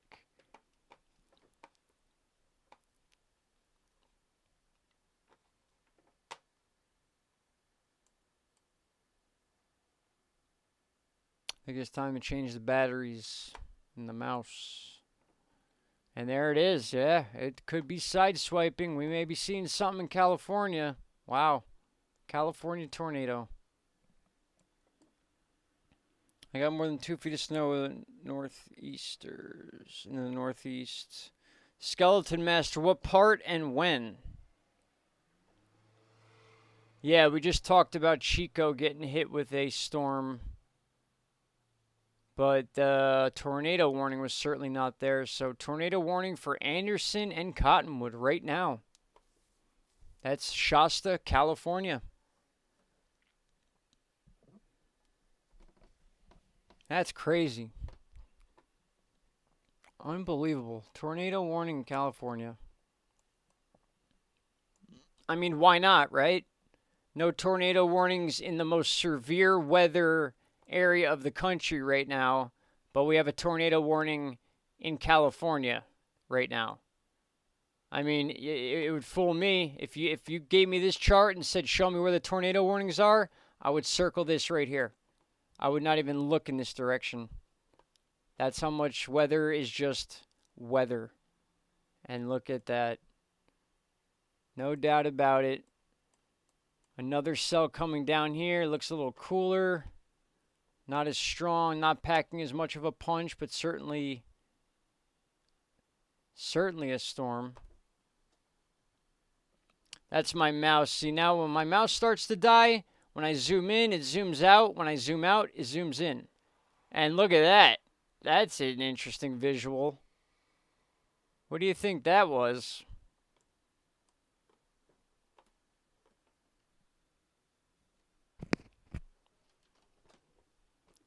What do you think that could possibly be? In fact, you know what that's worth doing? Let's see if I can get all these programs run at the same time. I'm recording this separately. Watch how we do this. We're going to see if we can pull this off, guys, live. This is going to be interesting. You think it's birds, Grace? Could be. It's a lot of birds. It looks like something right over Davis. Right over Davis. In fact, we're going right into the recorder. We're going to open a new project. Actually, no, we're going to open a new project. New project. We're going to go to record PC screen. We're going to close this because they send me too much mail all the time. I appreciate it, but like enough's enough. Test. All right, so it'll record my voice. We'll see what happens here. So we'll back up. We'll record it like this. Make sure our settings are right. We're going to get 30 frames a second. In fact, why not go crazy? Let's get 60 frames a second so we can really, really look at it good. All right, and then we'll record PC screen. And the countdown begins. Definitely worth documenting this. Right here. Very interesting, right? Explosion, you think, Christopher?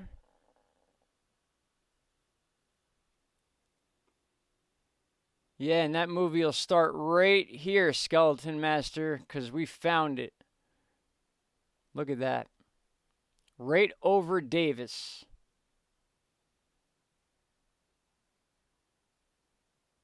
What could that be? And since I'm recording this on a separate app too, may as well mention that there is a tornado warning in California near Anderson, Palo Cedro, and it's expected to expire by 11:45. That would be 11:10:9, 8:45 p.m. California time. You are on alert, and that goes through Cottonwood. This is a legit, for real tornado warning in California, just south of Redding, with superstorms above it near Shasta Lake. We were just looking at this area a few minutes ago, and we're looking at some more straight line storms. This might not be over for California. Hopefully the mountains play their part, but this is getting interesting. I could watch this all day. Look at that.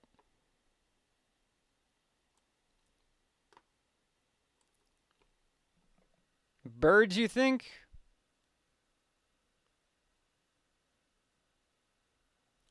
Massive fart. Oh boy. DED. See, there you go. I like that kind of talk a lot better than what you were saying yesterday. Let's change the velocity real quick. Let's see what the super res says about this exploding donut over Davis. It's still showing it. This is certainly something. It's not a radar blip, that's for sure. But a very interesting anomaly over Davis right now. Whether it's birds or bugs or whatever you want to call it, that's just very interesting to look at. Let's see if we can get Super Res Tilt 4. I think this will just make it a mess, but we'll do that, and I'll at least stop the separate recording for this. Yeah, so Super Res 4 isn't even showing it. So that's shallow. That means that means that was very shallow off the ground. The higher you go in tilt, the higher up in the sky you're looking. So we'll go back to tilt 1.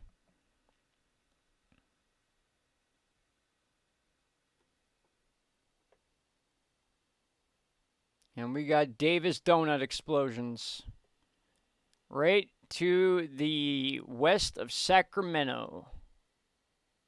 All right, let me at least end this this recording here.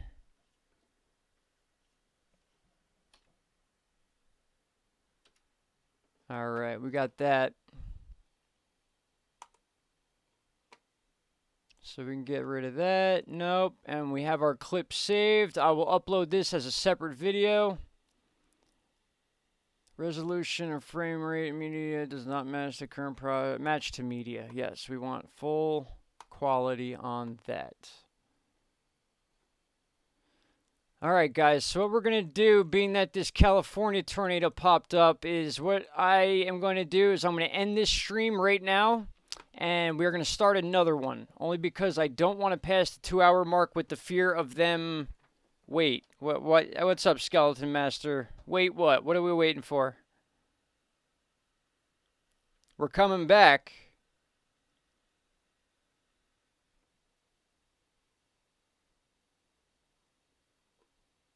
Let's give one last look at Tornado HQ. There it is, California. A severe thunderstorm capable of producing a tornado was located over Anderson or near Redding, moving southeast at 20 miles per hour. That's very slow. That will end in 32 minutes. That's a long wait. That is a long wait. And as of right now, our last touchdown was expired about 3 hours ago in Minnesota near Mahoman. That was where the last touchdown has occurred, but we have a tornado warning in California. Oh boy. Okay. Wow, it's 11:30 p.m. already. Yes, it is. If New York gets hit, tell me. I will absolutely tell you. Okay, man, we got you. Yes, we do. Yes, we do. All right, guys, so really quickly, for those of you in this part of California, we're looking, and I will be back live again in a few minutes. We have the possibility of a tornado moving in to Anderson and then possibly Cottonwood. And this is going on for another 30 minutes as it's leaving a severe thunderstorm area that has already expired, which should disappear any second. Then this yellow box should be gone, and all we should see is this red box. And this yellow box should shift down into this area any second now. And we do have other straight line storms going on, so we might see some action going down in Southern California. There it is again. Man, I can't get over that.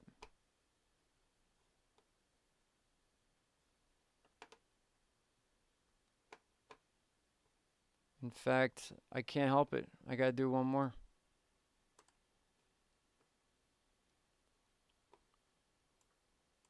Gotta do one more.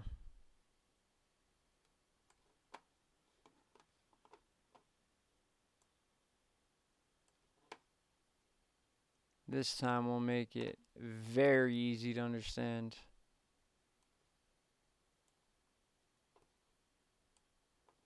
And there we go. All right. Well, I'm coming for the next live stream, so it doesn't matter. Good. I hope you're here. All right, check this out, guys. What is going on in Dixon and Davis, California right now? Birds, bugs? Is it an exploding donut? Did something explode? That's just very eye-catching. I mean, who would not look at that if you're following weather? Any questions or comments about this situation? If you have an idea of what it is, please let me know down in the comment section because I would love to know. In fact, I'll be checking other charts to see if I can get a verification on what that is exactly. And before I let you guys go for real, we have a tornado warning in Shasta, California, moving through Anderson, Cottonwood. Look at that. See how that line just shifted, guys? That means they're adjusting where the severe part of the storm is, which is clearly right here. You could see it is on the west side of this system, and that's going right over Anderson. And then Cottonwood would be next. So to see this extend would not surprise me as it's moving down into warmer weather. Believe it or not, it's getting warm. It's warmer down here. We could see the other stuff going on around it. And then we got donut explosion in Davis. So thank you guys for watching. and I'll be back shortly. That was for the video, guys. I'm not leaving quite yet. But that's how it works sometimes. You got to get work done as you can get it done. But you guys will be seeing that video soon. That was fast, too. Yeah, it was, man. That was like 4 frames. 5G tower. If we see this over and over again, we might be able to verify something like that. But like I said, until I can get down there and really see what's in that area. In fact, if you guys want to do it real quick before we end the stream, we can go on Google Earth and check it out. Or are we more focused on this tornado and starting a new live stream? Beep, beep. Oh, well, now I know why it exploded a generator.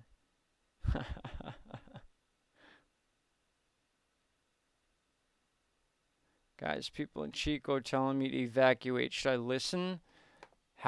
Chico, how far is Chico from where we're looking at, bud? How close are you to Reading or Cottonwood?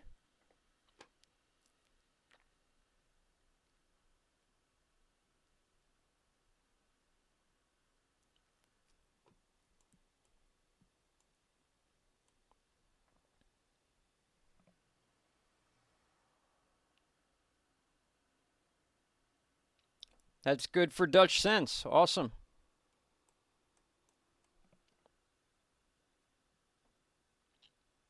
But an hour and a half, maybe 2 hours. Okay, so are you south of that, DED?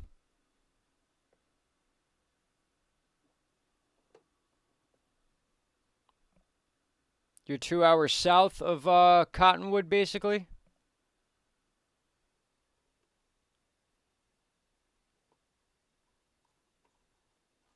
The Wisconsin tornado warning isn't showing up quite yet, but I'm sure it will.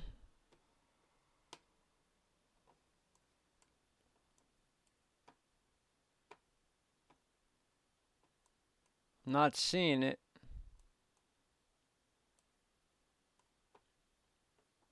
That may have been the one that just ended.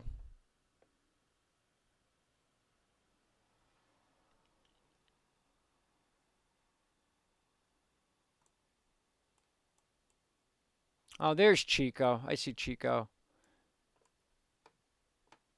Well, yeah, no, I mean, there's no doubt, buddy, that you're going to get rain, but as far as a tornado goes, you're far away from that warning. It all depends on what these straight line storms do. They're expecting this to expire by 12, 11, 10, 9 o'clock your time. The tornado is expected to, or tornado warning is expected to expire.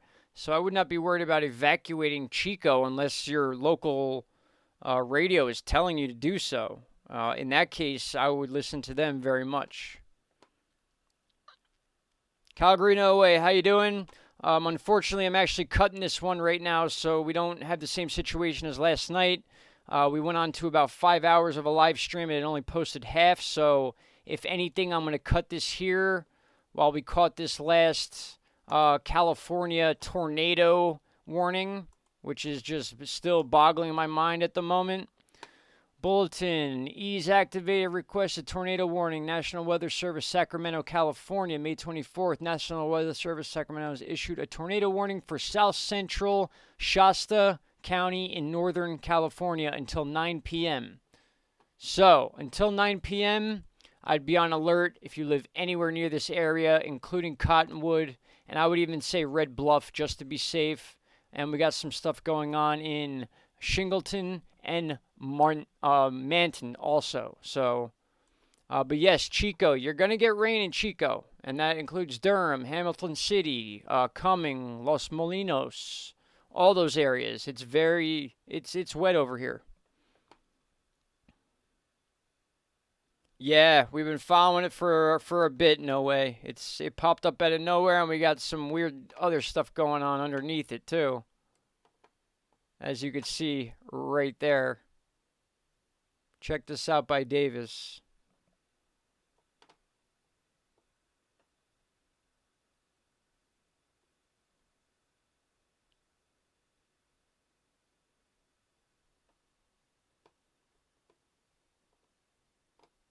Corning, Cumming, same thing.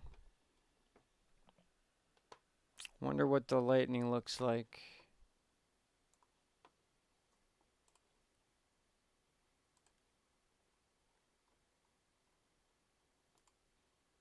This is what it looks like. Probably take a minute to load because I have 50 programs running. We're going to save this.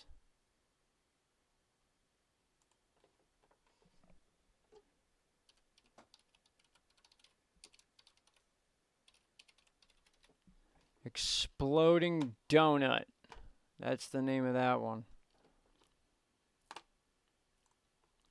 Okay, so detectors. I've turned on sound you don't want to hear because all you hear are these little clicks every time there's a lightning strike. So let's get rid of some of these tabs since we're ending this stream for now, and maybe we'll get some lightning out of it. There it is, still showing up. Let's refresh the tornado page real quick in Shasta. I thought this, yep, it's still there. 21 more minutes to watch out for that one.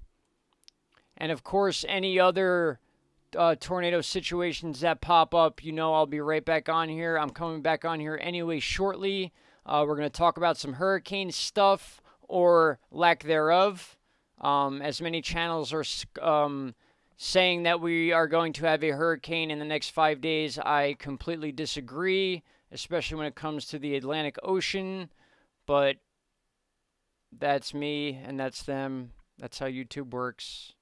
And I just can't do it. I can't give false information until I know what's going on. It's just not in my bones. This is multi-day severe threat. We got a lot of superstorms coming, and this is what I was talking about with the jet stream guys. So this is why it was so warm in this area and everything's shifting over.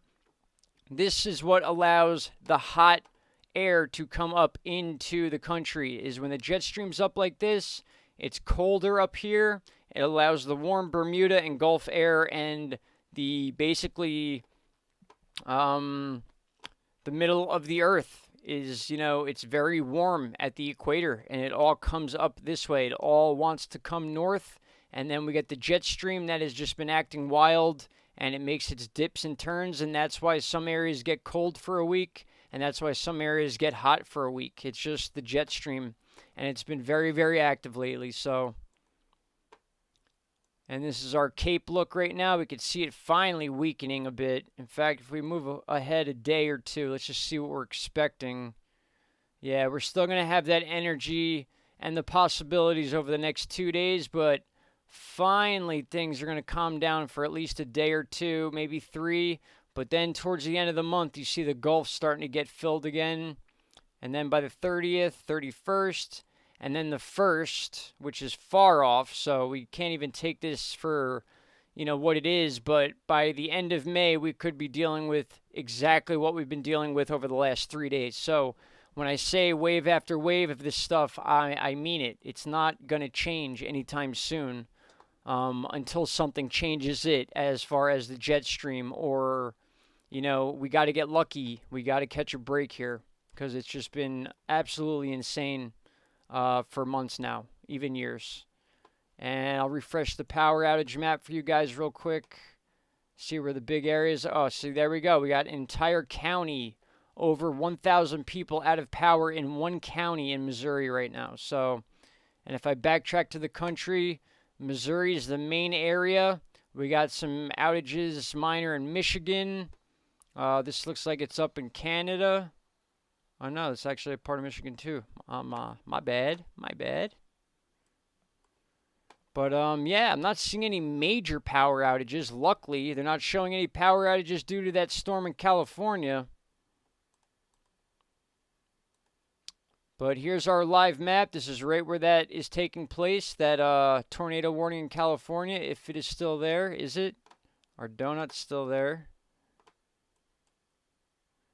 And yes, it is. That warning is still there. And the last time before I end this, we're going to look at Tornado HQ one more time.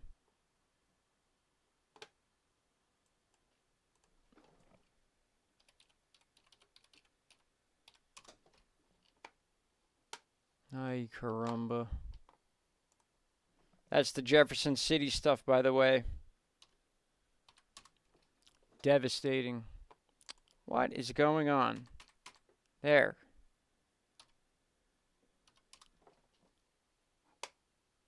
Sorry about that, guys. 2 to 4 major hurricanes. Yeah, I'm thinking 2 to 4. I'm going to say 5 or 6. Severe thunderstorm cable to California. Yup. Wow. Unbelievable. 17 more minutes till that expires. One more look at Anderson and now Cottonwood. This is going to adjust. If this continues to be a tornado warning, they will adjust this box or extend it down probably just north of Red Bluff. And by that time, I should be back on here, guys. So with that said, a lot of severe flooding going right up the Tornado Alley, basically central Texas, right through the middle of Oklahoma. We got Kansas, and then now we're dipping into Missouri again. So with that said, I appreciate every single one of you for watching this stream and hanging out with me, and we got to see something cool, a little bit of an anomaly. We'll see how this video does when we post it. We'll see if we can get some answers. That's very interesting right there. And for those of you that live in this area, please stay safe. Flash flooding is very dangerous. Severe weather storms seem to be on a halt for at least now, except for Hall. I said halt, and then there's Hall with the severe storm right now. So, gonna get some food, gonna get something to drink, and then I will be back on here. All right, guys? So, any of you that want to hang out a little longer, stay tuned. If not, then tomorrow's another day. In fact, it's another day in 15 minutes for me. And thank you, Wake Up. I very much appreciate it. Yes, it's been real, April. Thank you. Chris, I'll be in touch. Absolutely. This is Texas, by the way, just so you guys know. I can't stop looking. Can't stop. I cannot stop. Now it looks like... Oof. This might get serious. This might get serious by Red Bluff. All right. There's the donut. All right, guys. Hope everyone's well. Kelly Simpson, thank you again. I'll be back in a bit after dog walking. Have a good walk. And once again, guys, thank you so much for watching. I'll be back in a little bit, all right? We'll talk soon. Bye-bye.